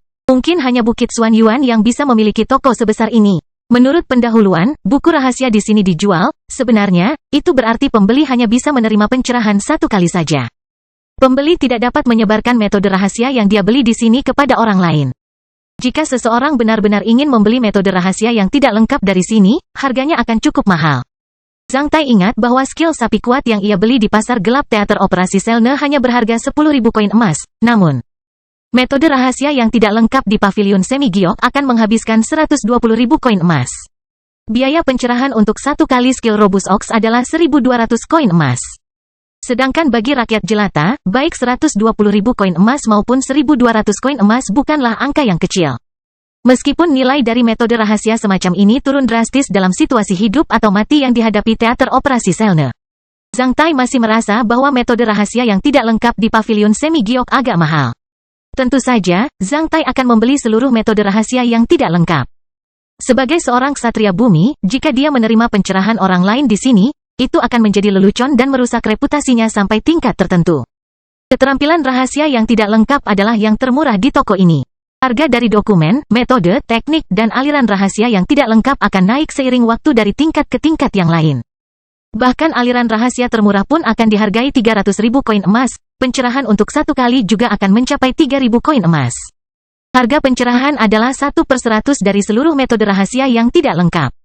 Setelah membaca sekilas harga buku-buku rahasia ini, Zhang Tai menyadari mengapa Konfusianisme sangat dihargai di negara Taixia. Karena orang biasa hampir tidak bisa mempelajari buku rahasia senior atau keterampilan bertarung tanpa materi. Harga buku-buku rahasia ini akan membuat orang-orang dari klan biasa terengah-engah. Klan dan sekte besar tidak akan menyukai buku rahasia ini, karena buku rahasia ini tidak dapat membantu orang berpromosi menjadi ksatria. Namun, meskipun negara Taixia begitu besar dan memiliki populasi yang begitu besar, jumlah kesatrianya sangat sedikit. Klan dan sekte yang memiliki ksatria setidaknya adalah tokoh terkemuka lokal. Di bawah para tokoh terkemuka ini, masih ada permintaan besar akan buku-buku rahasia di berbagai tingkatan. Tidak semua orang berpikir untuk berpromosi menjadi seorang ksatria. Ini juga menjelaskan mengapa buku-buku rahasia ini bisa ada. Seperti halnya komoditas, sutra adalah kemewahan tertinggi. Tidak semua orang bisa menikmati kemewahan setinggi itu. Oleh karena itu, masyarakat dengan kemampuan membeli yang lebih rendah akan memilih komoditas serupa dengan tingkat yang berbeda di bawah kemewahan tertinggi tersebut. Hal ini menjelaskan mengapa dos, metode, teknik, alur dan keterampilan ada di pasar. Mereka yang bergabung dengan sekte naga api dapat berkesempatan mempelajari sutra naga api, namun anak-anak muda yang tinggal di desa-desa kecil seperti desa Sujia mungkin hanya belajar sedikit teknik biru langit. Klan dan sekte besar yang memiliki sutra rahasia juga dapat mengontrol penyebaran sutra rahasia mereka melalui pencerahan jika ada orang luar yang mempelajarinya. Tentu saja, murid-murid di sekte besar dapat mempelajari buku-buku rahasia yang dapat membantu mereka berpromosi menjadi ksatria. Namun, akankah setiap prajurit di ketentaraan mempelajari buku-buku rahasia yang dapat membantu mereka berpromosi menjadi ksatria? Tentu saja tidak. Di ketentaraan, buku rahasia paling sederhana yang dapat membantu sebagian besar prajurit berpromosi ke LV9 atau LV10 adalah yang terbaik. Selain tentara, daerah pedesaan, kota kecil atau klan yang berpenduduk jarang juga memerlukan buku rahasia di berbagai tingkatan. Siapapun yang dapat memahami teknik atau aliran rahasia akan memenuhi syarat untuk mendaftarkan peserta magang dan mengembangkan klan mereka. Di pavilion semi giok, bahkan aliran rahasia dibagi menjadi beberapa tingkatan. Semakin lengkap buku rahasia dan keterampilan bertarung yang melekat di dalamnya dan semakin banyak titik api yang menyala, semakin mahal biayanya. Jika Zhang Tai tidak memiliki kemampuan meniru khusus Raja Rock Sutra, dia pasti akan mengabaikan buku rahasia seperti Bai Suxian. Namun, dengan kemampuan khusus ini dan sutra naga api tingkat markis, Zhang Tai menjadi pilih-pilih bahkan jika dia datang ke sini terutama bagi mereka yang memiliki keterampilan bertarung lengkap dari buku-buku rahasia itu. Zhang Tai hampir mengabaikan semua buku rahasia di bawah markis karena itu tidak ada artinya baginya. Setelah menyaring buku-buku rahasia itu selama sekitar 1 jam, Zhang Tai menjadi sedikit kecewa. Dia terlalu optimis. Di antara lebih dari 200 buku rahasia di pavilion semi giok, hanya ada satu buku rahasia tidak lengkap di atas tingkat markis yang dilengkapi dengan keterampilan bertarung lengkap, yaitu Sutra Dewa Mengejutkan. Sutra ini dapat menerangi 281 titik nyala. Isinya 2 skill bertarung, yaitu Shocking God Swordsmanship dan Shocking God Flight Skill. Tidak ada lagi buku rahasia senior yang dilengkapi dengan keterampilan bertarung lengkap yang dapat ditemukan di pavilion semi giok. Meskipun ada buku rahasia setingkat Adipati dan Tahta, buku-buku itu sangat tidak lengkap. 2 metode rahasia dan 3 aliran rahasia bahkan tidak melekat pada keterampilan bertarung. Untuk apa benda-benda itu digunakan? Versi lengkap Sutra Dewa Mengejutkan tidak secanggih Sutra Naga Api. Bahkan jika aku berusaha keras untuk memulihkan versi lengkap dari buku rahasia ini dan memahami skill penerbangan dewa mengejutkan. Apakah itu akan lebih kuat daripada skill cahaya mengalir naga api? Akankah ilmu pedang dewa mengejutkan melampaui keterampilan tombak surga pembakaran naga api? Sutra dewa yang mengejutkan ini tidak berguna bagi Zhang Tai. Buku-buku rahasia lain yang tidak lengkap tidak memiliki keterampilan bertarung yang sesuai, sehingga Zhang Tai tidak tertarik. Dia telah mempelajari sutra rahasia tingkat kaisar. Satu-satunya penyesalannya adalah dia belum memahami keterampilan bertarung yang sesuai dengan sutra rahasia tingkat kaisar. Bagaimana mungkin Zhang Tai tertarik pada sampah-sampah ini? Saya tidak selalu mendapat keberuntungan. Tidak banyak buku rahasia tingkat adipati dan tahta yang tidak lengkap yang dilengkapi dengan keterampilan bertarung lengkap di dunia ini yang dapat saya kembangkan lebih lanjut. Zhang Tai mengabaikan pemikiran yang terlintas di benaknya di desa Sujia. Saya akan mengambil yang ini. Zhang Tai tidak mengungkapkan perasaan kecewanya, sebaliknya, dia hanya mencubit hidungnya saat memilih buku rahasia di brosur Pavilion Semigyok. Tentu saja, Zhang Tai tidak memilih sutra dewa yang mengejutkan, sebagai gantinya, dia hanya memilih aliran bulan ganda tingkat rendah yang mencakup keterampilan kait bulan sabit dan gerakan bayangan bulan. Zhang Tai memilih buku rahasia ini karena jauh lebih murah. Dia baru saja memperbaiki kebohongannya di depan Bai Suxian. Tentu saja, dia tidak perlu menghabiskan terlalu banyak uang dengan sia-sia. Apakah kamu akan menerima aliran bulan ganda ini? Seorang pelayan Pavilion Semigyok bertanya pada Zhang Tai. Ya, aku akan mengambil aliran bulan ganda ini. Setelah mengatakan itu, Zhang Tai bahkan merasa sedikit kasihan. Untungnya, lebih dari 400.000 koin emas tidak berarti apa-apa baginya. Dia hanya menganggapnya sebagai eksperimen. Sekalipun percobaan ini gagal, setidaknya dia akan mengetahui bahwa cara ini tidak berhasil. Jika dia tidak dapat menemukan buku rahasia yang tepat di Pavilion Semigyok Pasar Emas dan Tenaga, dia tidak akan menemukannya di tempat lain. Baiklah, Childe, mohon tunggu sebentar. Aku akan mengembalikannya. Pramugara berdiri dan pergi. Mengapa kamu memilih yang ini? Menurutku sutra dewa yang mengejutkan lebih baik. Bai Suxian bertanya pada Zhang Tai karena penasaran. Suapan besar seringkali tersedak. Saya membeli buku rahasia yang tidak lengkap ini hanya untuk mempelajari keterampilan bertarung yang terlampir di dalamnya. Saya ingin melihat apakah saya dapat memperoleh pengetahuan dari mereka. Saya tidak tahu apakah cara ini berhasil atau tidak. Saya akan mencobanya. Jika memang berhasil, saya akan membeli yang lain kembali ke sini. Ini tidak akan memakan banyak waktu bagi saya. Jika tidak berhasil, saya akan meninggalkan pemikiran ini. Zhang Tai menjelaskan dengan tatapan serius. Bai Suxian mengangguk. Tidak sampai Zhang Tai dan Bai Suxian menunggu di ruang tamu selama hampir 10 menit. Ketika Bai Suxian menjadi sedikit tidak sabar, ada orang lain yang berjalan dengan angkuh di dalam ruangan. Itu adalah pria berwajah panjang dan berjanggut jarang yang ditampar Zhang Tai 2 kali di gerbang Qian kemarin. Meski wajah pria ini sudah diolesi salep, namun tetap terlihat agak merah dan bengkak. Saat melihat pria ini, Zhang Tai dan Bai Suxian mengerutkan kening. Namun, pria ini hanya memandang Zhang Tai seperti pria kecil yang mabuk kesuksesan. Maaf, Double Moon Flow kehabisan stok di Semi Moon Pavilion. Saat Bai Suxian mendengar kata-kata pria itu, alisnya terangkat saat dia menabrak meja dan melompat sebelum berteriak, tadi ada satu. Kenapa sekarang stoknya habis? Di mana pelayannya? Panggil dia keluar. Jika kamu berani mempermainkan nenekmu, nenek ini akan menghancurkan toko sialanmu. Kemarahan dan amukan Bai Suxian membuat pria itu takut untuk mundur selangkah.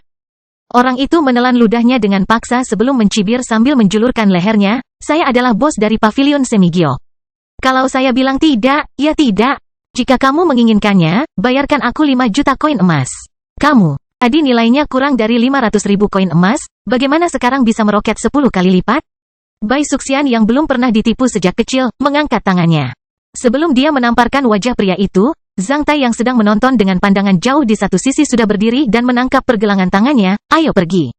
Tetapi, sebelum Bai Suxian mengatakan apapun, Zhang Tai sudah keluar dari toko dengan menarik tangannya, meninggalkan pria berwajah panjang dan berjanggut jarang itu berdiri di tempat semula. Membuka mulutnya, dia tampak seperti badut yang baru saja naik ke panggung. Sebelum dia memulai penampilannya, dia menemukan bahwa semua penonton telah pergi. Oleh karena itu, dia menjadi malu. Kastil Besi Hitam bab 1148, sayap lipat dan tubuh menurunkan. Sampai Zhang Tai menarik Bai Suxian keluar dari gerbang Pavilion Semigyok sebentar, barulah dia melepaskan tangan Bai Suxian. Bai Suxian masih sangat marah ketika dia berteriak, itu terlalu keji. Mengapa tidak memberinya pelajaran? Mereka menunggu kita untuk melawan mereka. Zhang Tai menjawab sambil tersenyum. Apa maksudmu? Selama salah satu dari kami tidak tahan untuk melancarkan perkelahian, para penjaga di luar gerbang akan segera masuk. Dalam kekacauan, selama salah satu dari mereka mati di sana, kita mungkin harus mati demi pejuang pemberani yang dibesarkan oleh orang lain. Di Bukit Xuanyuan, bahkan para ksatria akan menghadapi hukuman mati setelah membunuh seseorang. Zhang Tai mengungkapkan senyuman dingin. Saya akan melihat apakah mereka berani melakukan itu atau tidak. Bai Suxian berteriak dengan marah dan hampir melototkan matanya. Kamu adalah putri dari rumah Tuan Guangnan, tentu saja, mereka tidak berani melakukan itu padamu. Mereka membidikku. Saya tidak pernah membayangkan pavilion semi giok berada di bawah kendali langsung pasar emas dan tenaga. Saya khawatir Han Yuanhong sudah mengetahuinya saat kami memasuki pavilion semi giok. Oleh karena itu, dia memasang jebakan yang fatal bagi saya. Di toko lain, mereka bisa memberi harga barang setinggi yang mereka mau. Bagaimanapun, kami belum mencapai kesepakatan. Jika kita membunuh orang karena marah karena kita gagal mencapai kesepakatan, kita tidak dibenarkan, kita bahkan akan kehilangan nyawa karena itu. Orang itu sudah tiba di sana setengah jam yang lalu. Dia tidak berada di sana sendirian karena 10 orang lainnya pergi ke sana bersamanya. Semua penjaga di luar gerbang pavilion semi giok telah diubah menjadi pejuang pemberani. Selama kami memulai perkelahian, mereka akan segera menyerbu dan membuatnya menjadi parah. Seseorang pasti akan mati. Adapun para tamu yang memasuki toko 20 menit yang lalu, salah satunya adalah seorang ksatria. Sebagai saksi mereka, dia berpura-pura membeli buku rahasia di kamar sebelah kita. Meskipun Zhang Tai berada di ruang resepsi, dia bisa merasakan hampir segala sesuatu di lingkungan itu dengan kesadaran kesatrianya. Saat pria yang ditamparnya kemarin memasuki ruangan untuk menyinggung perasaan mereka, Zhang Tai telah menyadari pengaturan dan tipuan jahat lawannya. Jika dia adalah seorang pemuda berdarah panas atau sedikit impulsif, dia akan jatuh ke dalam perangkap mereka saat dia memulai perkelahian. Pavilion semi giok kecil berisi niat membunuh seperti itu. Mereka bahkan ingin meniduri seorang ksatria bumi. Berapa banyak orang yang sanggup menghadapi tipuan seperti itu? Satu-satunya hal yang berada di luar imajinasi lawan Zhang Tai adalah bahwa Zhang Tai yang memiliki temperamen buruk kemarin sebenarnya selalu pemarah. Selain itu, Zhang Tai sangat berhati-hati dalam menghadapi krisis. Dia selalu bisa mengidentifikasi triknya dengan cepat. Dalam diam, Zhang Tai baru saja menarik Bai Suxian pergi. Oleh karena itu, trik lawan berikut ini menjadi tidak berguna. Baru saja, Bai Suxian tidak mengetahui triknya, oleh karena itu, dia sangat marah. Setelah mendengar analisis Zhang Tai, dia langsung mengubah wajahnya karena dia merasa kedinginan. Meski sebagai seorang wanita, Bai Suxian juga mengetahui bahwa banyak pahlawan yang telah mengalami banyak pertempuran hebat akhirnya dikacaukan oleh sosok kecil yang jahat. Sebenarnya apa yang terjadi barusan sangat berbahaya. Meski ramai di jalanan, siapa yang bisa membayangkan seorang ksatria bumi hampir ditiduri oleh seseorang di sini beberapa menit yang lalu? Bahkan sinar matahari musim dingin di Bukit Xuanyuan tidak mampu mengusir dinginnya Bai Suxian. Aku akan menghancurkan toko sialan itu sekarang juga. Bai Suxian menjadi sangat marah. Hahaha, jika kamu menghancurkan toko mereka, kamu harus menggantinya. Jika Anda membunuh seseorang, Anda akan mendapat masalah. Bahkan jika kamu tidak memberikan kompensasi untuk itu, mereka akan meminta kompensasi kepada ayahmu. Mereka semakin unggul. Jika kita tertipu, kita akan kalah. Apakah kita akan membiarkan mereka pergi begitu saja? Kita masih punya waktu. Setelah membeli bank benih dan berjalan-jalan di pavilion semi giok selama beberapa saat sebelum menghadapi gangguan seperti itu, Bai Suxian dan Zhang Tai sama-sama kehilangan minat untuk menjelajahi pasar emas dan tenaga. Oleh karena itu, mereka langsung berangkat dari sana. Setelah mempertimbangkan kekuatan dari apa yang terjadi tadi untuk sementara waktu, Zhang Tai menyadari bahwa dia tidak perlu lagi membayar ratusan ribu koin emas dengan sia-sia. Selain itu, dia meninggalkan pemikiran untuk mendapatkan beberapa buku rahasia senior yang lengkap dengan mudah. Adapun apakah dia bisa mendapatkan beberapa buku rahasia senior di masa depan, itu tergantung pada kekayaannya. Segera setelah Zhang Tai dan Bai Suxian meninggalkan pasar emas dan tenaga, Han Yuanhong menerima informasi di kompleks harta karun. Melihat orang itu berlutut di depannya dengan tatapan bingung, Han Yuanhong bahkan menghibur pria berwajah panjang dan berjanggut jarang itu, "Kamu sudah mencoba yang terbaik. Tapi aku tidak pernah membayangkan kalau Cui Li bisa begitu teliti dan bisa mencari celah dari jebakan kita. Tidak ada yang serius. Dia hanya seorang ksatria bumi. Kami punya banyak peluang untuk menghadapinya di masa depan. Kita masih punya waktu. Kita masih punya waktu." Cui Li dan Han Yuanhong akhirnya mengucapkan kata-kata yang sama. 2 hari kemudian, dalam lelang khusus kecil, peralatan teleportasi ruang angkasa nomor 17, 7.200 kristal elemen tanah 1 kali, 7.200 kristal elemen tanah kedua kalinya. 7.200 kristal elemen tanah ketiga kalinya, tutup kesepakatan. Ketika juru lelang mengetuk dudukan logam dengan palu kecil, wajah pertapa pengangkat gunung menjadi pucat pasi. Duduk dekat dengan pertapa pengangkat gunung, Zhang Tai menghela nafas dalam hati. Bai Suxian juga memandang ke arah pertapa pengangkat gunung dengan ekspresi simpatik. Harga terendah rata-rata peralatan teleportasi ruang angkasa hanya 800 kristal elemen tanah. Siapa yang bisa membayangkan harga transaksinya bisa 9 kali lipat dari harga dasarnya? Harganya jauh melebihi harga pasar dalam beberapa tahun terakhir dan di luar daya beli Mountain Lifting Hermit. Sebelumnya, pertapa pengangkat gunung memiliki keyakinan penuh untuk mendapatkan peralatan teleportasi luar angkasa ini. 2 hari ini, pertapa pengangkat gunung telah menjual seluruh koleksinya di pasar emas dan tenaga. Ditambah tabungannya, dia mengumpulkan total 7.100 kristal elemen tanah. Tanpa diduga, dia masih gagal mendapatkan peralatan teleportasi luar angkasa itu. Pada awalnya, lebih dari 10 orang mengikuti kompetisi peralatan teleportasi luar angkasa ini. Setelah beberapa putaran kutipan, ketika kutipan peralatan teleportasi luar angkasa ini melampaui 4.000 kristal elemen tanah, sebagian besar orang menyerah. Kecuali 2 orang yang menaikkan kutipan peralatan teleportasi luar angkasa ini menjadi 5.500 kristal elemen tanah. Ketika Mountain Lifting Hermit mengutip 5.600 kristal elemen tanah, kedua orang itu menyerah. Orang yang berkompetisi dengan pertapa pengangkat gunung sampai akhir adalah orang yang berada di depan pelelangan. Ketika orang lain mengutip, orang tersebut tidak mengutip. Ketika pertapa pengangkat gunung mengutipnya sendirian, orang tersebut pasti akan menambahkan 100 kristal elemen tanah lagi berdasarkan kutipan pertapa pengangkat gunung. Kutipan terakhir dari pertapa pengangkat gunung adalah 7.100 kristal elemen tanah ketika Zhang Tai menemukan pertapa pengangkat gunung sedang mengepalkan tinjunya. Namun, saat pertapa pengangkat gunung menyelesaikan penawaran terakhirnya, penawar lainnya mengutip 7.200 kristal elemen tanah tanpa ragu-ragu. Pada saat ini, pertapa pengangkat gunung menolak niat baik Zhang Tai untuk meminjamkan kristal elemen tanah kepadanya. Oleh karena itu, dia hanya melihat peralatan teleportasi luar angkasa itu diambil oleh penawar lainnya setelah juru lelang menanyakannya sebanyak 3 kali. Bahkan Bai Suxian merasa bahwa pertapa pengangkat gunung agak menyedihkan. Namun, dia tidak tahu bagaimana menghiburnya, Zhang Tai juga tidak tahu bagaimana cara memberitahunya. Sebenarnya, Zhang Tai memiliki banyak peralatan teleportasi luar angkasa, namun, sebagai seorang ksatria bumi, pertapa pengangkat gunung memiliki martabat dan kegigihannya serta tidak dapat dengan mudah dipermalukan. Pada saat ini, pria yang tadinya berkompetisi dengan pertapa pengangkat gunung di depan mereka berbalik dan memperlihatkan senyuman ramah kepada ketiga orang itu seolah-olah dia telah memenangkan pertarungan. Namun, pertapa pengangkat gunung melepaskan tinjunya saat ini sambil memaksakan senyum dan berkata dengan suara serak, "Ayo pergi. Meski ada barang lain yang akan dilelang." Pertapa pengangkat gunung tidak ingin tinggal di sini lagi. Ketiga orang itu kemudian meninggalkan tempat duduknya. Ketika mereka meninggalkan aula lelang, melewati koridor yang berkelok-kelok dan hendak meninggalkan pavilion barang rahasia, Han Yuanhong muncul di depan mereka dengan cincin jari teleportasi luar angkasa yang baru saja ditawar oleh pertapa pengangkat gunung. Dia melemparkan cincin jarinya seperti mainan saat dia melihat Zhang Tai, pertapa pengangkat gunung, dan Bai Suxian dengan tatapan berwibawa.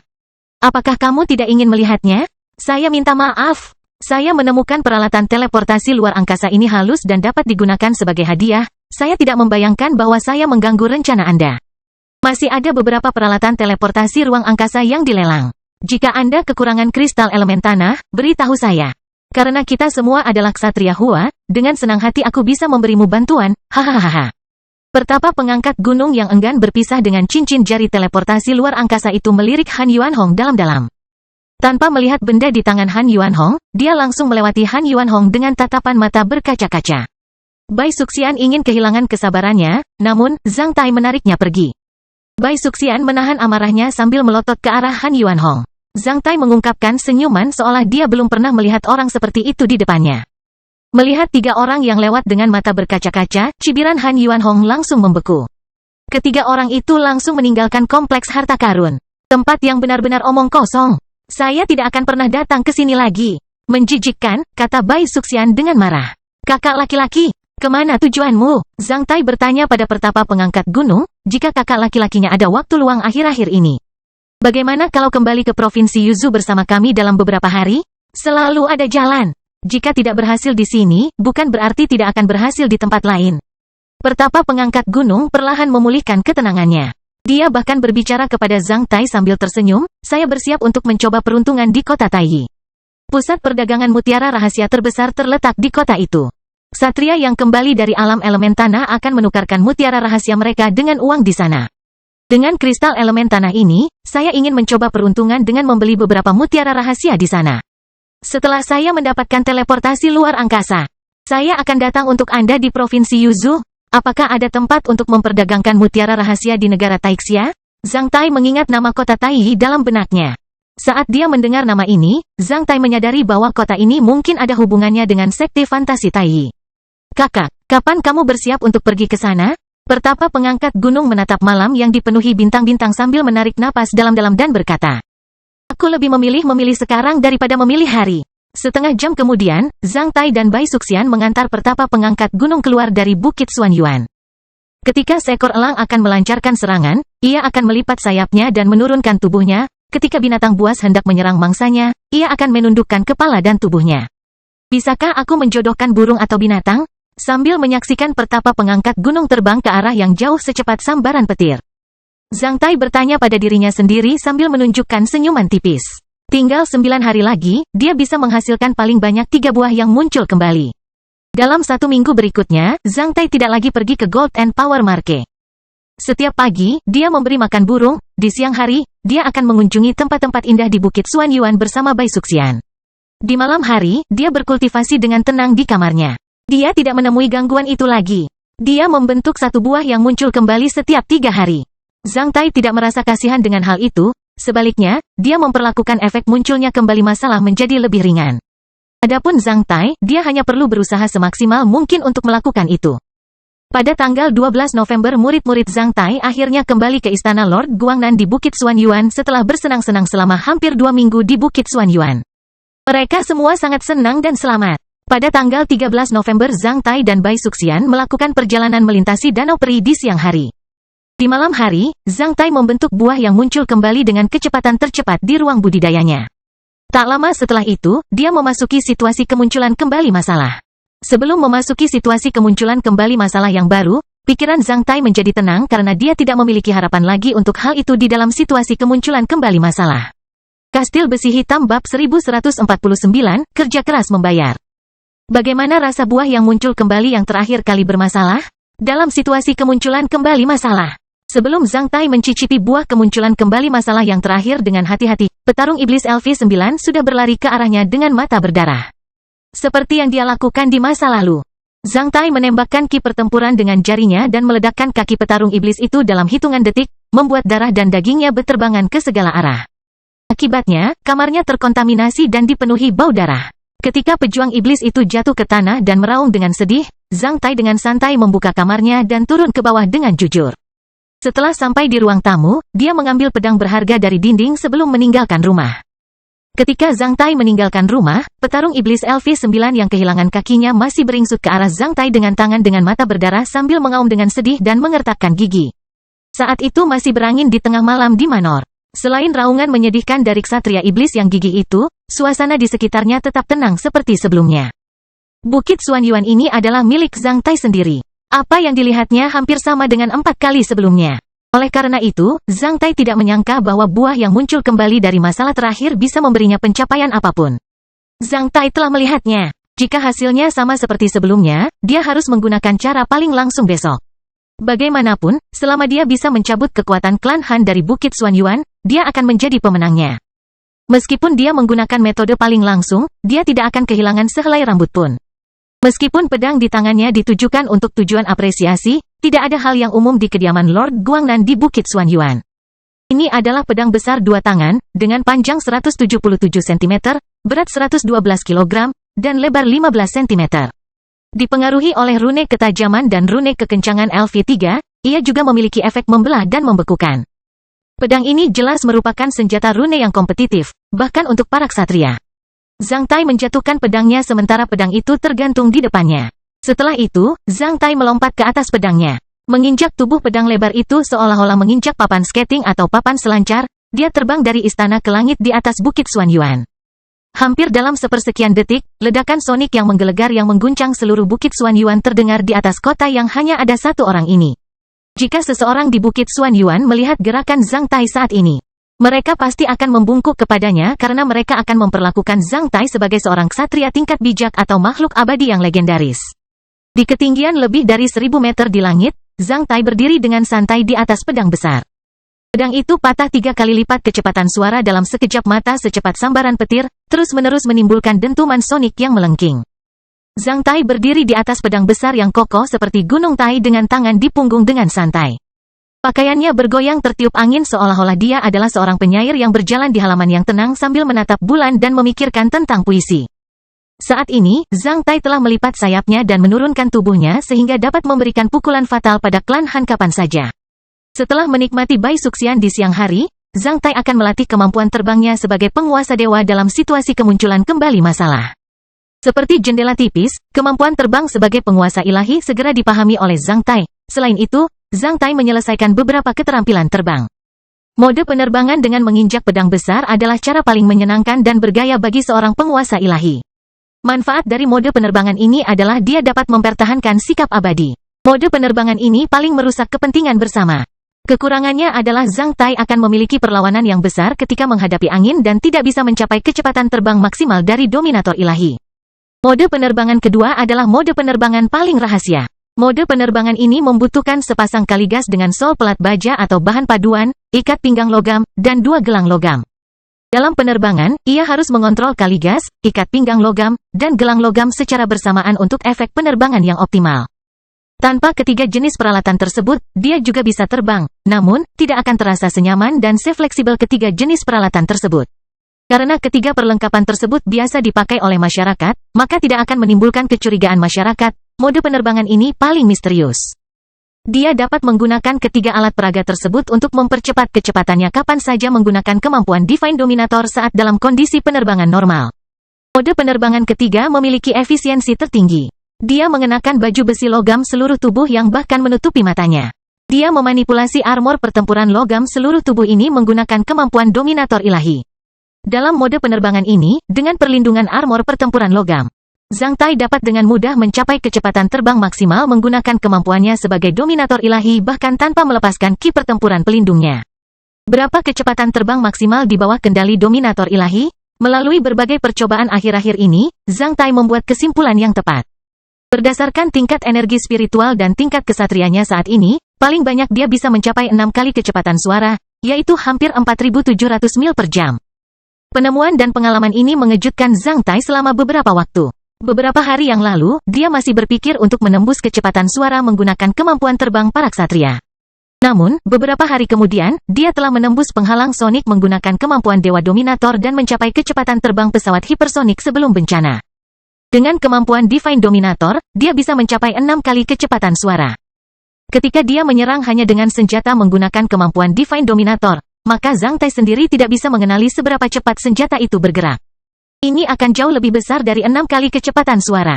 Itu secepat kesadarannya. Selama dia melihat targetnya, serangannya akan tiba seolah-olah kecepatannya telah menembus batas aturan fisik.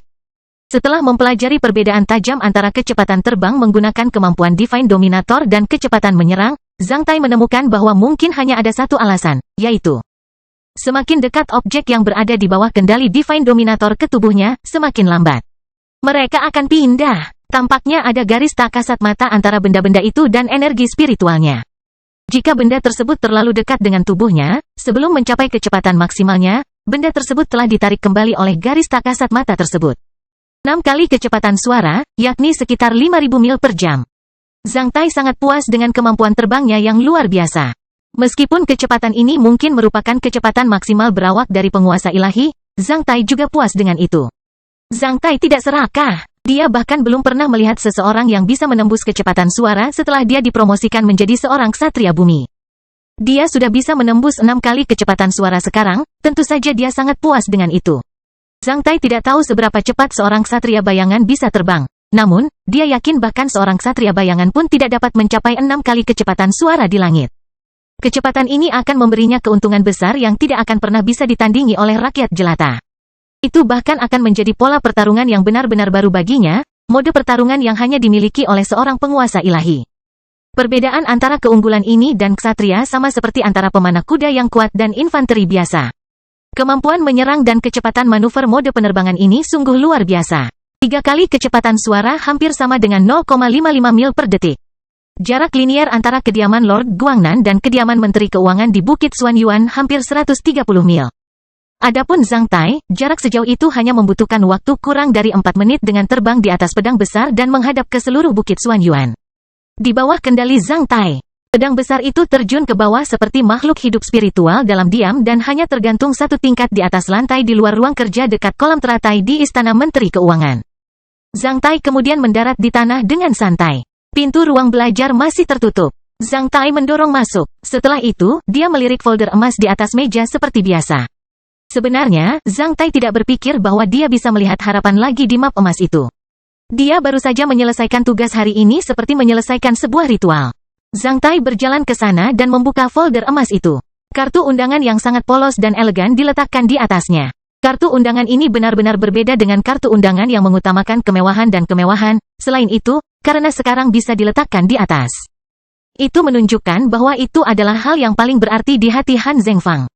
Zhang Tai mengambil kartu undangan yang polos dan elegan itu dan membukanya karena penasaran.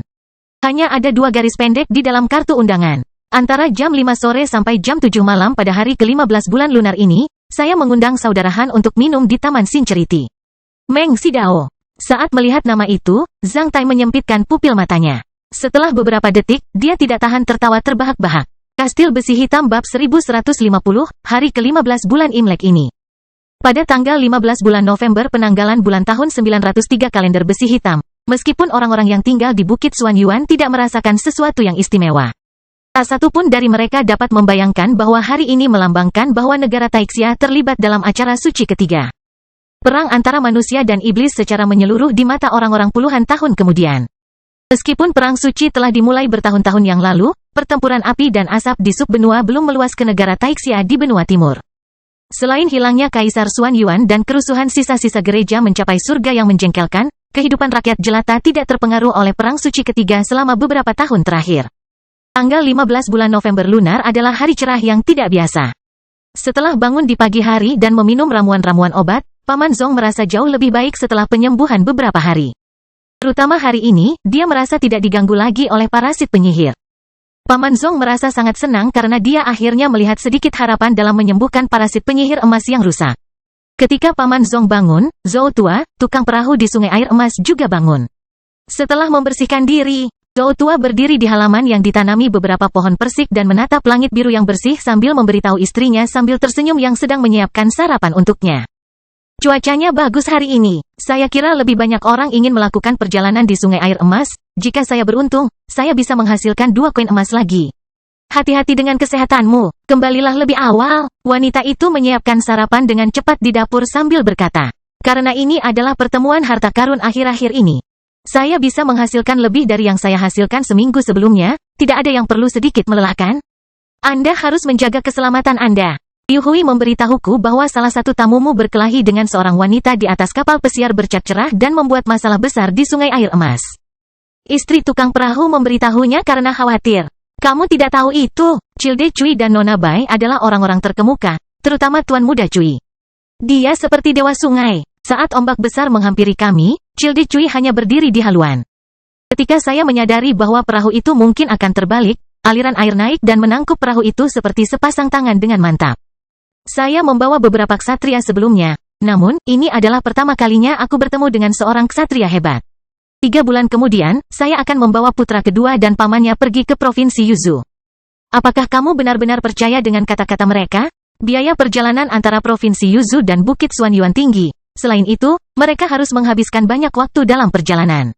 Zhou Tua menyentuh koin emas yang ditandai dengan sidik jari Zhang Tai di sakunya sebelum berkata, ini adalah nasib yang menguntungkan.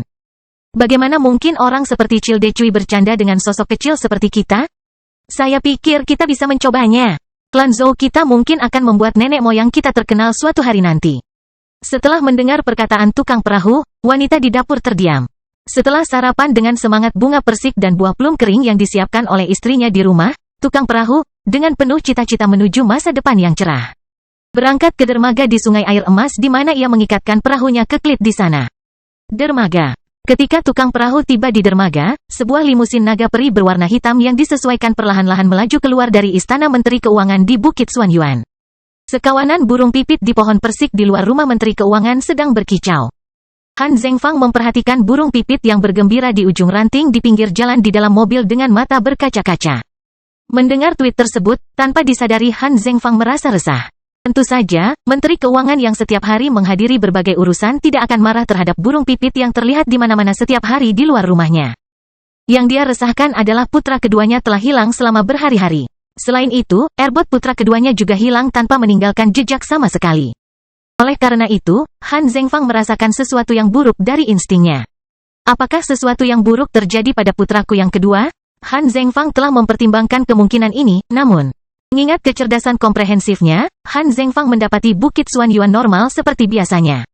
4 tentara teratas masih mengikuti perintah yang ditentukan. 3 rektor teratas tidak menghadapi situasi abnormal apapun. Oleh karena itu, Han Zhengfang tidak percaya putranya bisa mengalami kecelakaan apapun. Siapa yang berani menyakiti putraku di seluruh negeri Taixia? Selain itu, putra kedua saya bukanlah seorang sarjana yang lemah. Dia memiliki bakat yang tinggi dan telah dipromosikan menjadi seorang ksatria bumi. Selain itu, dia dilindungi oleh seorang ksatria bumi, seorang ksatria besi hitam dan banyak pengawal. Selama dia menunjukkan identitasnya, dia tidak akan menghadapi kendala dimanapun dia berada. Beraninya ada orang yang menganggapnya kesulitan? Apakah dia sekali lagi bersenang-senang dengan banyak wanita di suatu tempat? Itu mungkin. Namun, meskipun Han Zhengfang meyakinkan dirinya sendiri bahwa putra keduanya ikut campur dengan wanita di suatu tempat, dia tetap merasa murung. Setelah berpromosi menjadi seorang ksatria, persepsi dan aspirasi seseorang akan menjadi luar biasa. Semakin tinggi level seorang ksatria, semakin kuat indera keenamnya.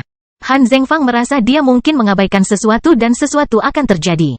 Namun, dia tidak dapat memahaminya, oleh karena itu, tanpa disadari dia merasa gelisah. Karena rewel, dia merasa tidak enak hari ini. Oleh karena itu, seluruh rumah Menteri Keuangan di Bukit Xuanyuan ditindas akhir-akhir ini. Seluruh pejabat dan panitera di rumah Menteri Keuangan berperilaku cermat jika terjadi kesalahan. Setelah Yuan Tu kembali, aku pasti akan meminta bawahannya membawa perangkat komunikasi penginderaan jauh jika terjadi kondisi yang menjengkelkan seperti itu. Jendela limusin naga peri naik dengan tenang dan menghalangi pandangan dari luar. Sebelum cuitan itu hilang, terlintas di benak Menteri Keuangan. Oh, tuan dari Pangeran Kerajaan mengundangku untuk minum di Taman Sincerity hari ini. Ketika Han Zhengfang memikirkan lelaki tua di belakang kota kekaisaran kaisar, dia mencoba yang terbaik untuk memulihkan ketenangannya. Tanpa lelaki tua di belakang kota kekaisaran kaisar ini, 3 kanselir tertinggi mungkin tidak merasa aman meninggalkan Bukit Xuanyuan untuk inspeksi. Ketika Han Zhengfang pergi ke otoritas Menteri Keuangan untuk menangani urusan masyarakat, penguasa Taman Sincerity di kota kekaisaran kaisar sedang memberi makan ikan mas dengan santai di salah satu sisi kolam di halaman rumahnya. Penguasa Taman Ketulusan adalah Meng Xidao. Mungkin hanya sedikit orang yang pernah mendengar nama ini, karena tidak ada yang berani memanggil namanya secara langsung selama puluhan tahun. Di Bukit Xuanyuan, semua orang memanggilnya Tuan Pangeran Kerajaan. Di tempat lain, nama Meng Xidao terdengar seperti identitas Partai Gobling yang semakin kuat. Meng Xidao adalah pemimpin Partai Gobling. Para anggota Partai Gobling memanggil pemimpin mereka Daoshi. Daoshi, ahli hukum universal. Tak terbayangkan bahwa ada tempat seluas 66.600 mil persegi seperti halaman pedesaan yang ditinggalkan di kota kekaisaran kaisar.